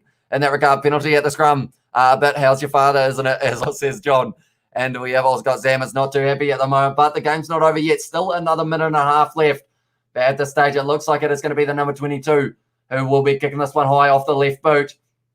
Kicking it downfield, taken by Tom Banks now on the halfway line. This could be the final attack for the Wallabies, and Tom Banks making extra meters. Now, they will be having a flashbacks here, France, if they win a penalty soon, that is, because of how the last match ended. Angus Bell by Taufafanua. He has been physical since coming out onto the field. Now it's going to be back to Lolisio. Goes to Corin Betty now on the outside. Leonard Cattell with a step on the inside, but he is going to be dragged down by Bouthier and also Vincent. The Wallabies at this stage, phase after phase, trying to build up Angus Bell. Has it been tackled by Bumba there? Grabbed there by France. No, it is still in the hands. Going back to Marika. Couldn't bet. He tries to throw the pass. It's gone into the hands of Lena Cattell close to the touchline. Pinot not able to hang on to it. Now it's going to be back McDermott. Swain goes back to Lolisio. Nice running up. And he is tackled by Taufafanua straight on the ball. There was the captain Geelong, but he's lost his footing. That could have been the penalty there. Rushing up there. Great tackle there. Straight on the ball, Makalou. Is it going to be the penalty? Yes, it is. And now France, they are on their knees at the moment, but the game is not won yet. They still need to make sure they get this line out right. Or what do they do? We're going to have to wait and see. Ibarayan, I can't say that name, but I think he has done decent in that regard. That was a beautiful tackle. And then Makalou just getting onto his feet, able to keep his footing, and he is able to win that penalty. So at this stage now, Neville, is the game over as well, says Mr. Achilles. And we have got, hey, Hamish, your French pronunciation is pretty impressive. Thank you very much. They have gone with a quick tap there. 2 seconds left in this one. Just waiting. That is the siren. And France kicked the ball into touch. And they have won the second match of the series. There is still one match to go, and it will be the decider on Saturday night to see whether or not it is going to be France getting the win here. But in the series, that is, they have won this match. Only the 3 tries, in this one. I am hyped up at the moment. As you guys can probably tell, full-time 28 to France and 26 to the Wallabies. Jake Gordon, Michael Hooper, the try scorers for the Wallabies. Damien Pinot, the only try that the French side scored, but they were able to get a huge amount of penalties that did all add up to a lot of points on the board. That is for sure. We have also got, I tell you what, there's a lot of people in the chat at the moment. Thank you all very much for tuning in. And we have also got, thank you, France, says Coach A Fang. And also we have got Gutted, says John. Wu says John. Says Joe. Kick for the post, says Mr. Achilles as well. And yes, says Carlos. Well, another great game as well. Thank you for your great commentary. Have a good one, mate. As well, says you too, mate. And yeah, thank you very much for all tuning in for this live stream. It has been extremely exciting, this match. This one only decided by 2 points. I believe the last match between these two sides, it was decided by 1. No, it was 2 points in the favor of the Wallabies. So now is the last match going to be the same. It's going to be a close one. It's going to be Saturday night. And yeah, hopefully you guys will be keen to tune in for that one as well. Looking forward to the third test. Cheers for the commentary, mate, as well, says Joe. No worries. So yeah, it's 6 a.m., says Gabe Grace, although I think that is not tonight. It is the next day, I think, if I'm not wrong. Then the next game is going to be, that is the British and Irish Lions top commentary as well, says Jamie Darling. Thank you very much for tuning in. And we also got their top bloke, Hamish Gus, says Marco Bonapola Bear. At this stage, Tom Banks, they were showing his stats. He did extremely well in this one. Wallabies discipline gave the game away. Yeah, it wasn't ideal for them, unfortunately. Handling errors also. Like, those handling errors were huge in this matchup. Luckily for the Wallabies in that regard, they didn't cost them as many tries as they possibly could have with all those handling errors. But in that regard as well, cost them the tries for them rather than the tries for France. I feel like I've confused myself big time in that regard. But we have also got Dave Rennie doing well with the Wallabies as well, says Wicked Night. And also from a Kiwi, man, this game was perfect as well, says Carlos. It was back and forth between these two sides. Like, at the end of the day, this third match is going to be an exciting one because of the fact it's going to be extremely close as well. But nonetheless, I think that is going to be almost the end of this live stream. I do thank you all very much for tuning in. If you did enjoy, be sure to leave a like, subscribe to the channel. In the poll for who was going to be winning this match, it was completely 50-50 no in the end. It did slightly go in the favor of France for 51%. But nonetheless, thank you all very much for tuning in. I will see you all in the next one, which will be possibly for this game. It will be at 9:45 p.m. New Zealand time on Saturday. But I will see you all later.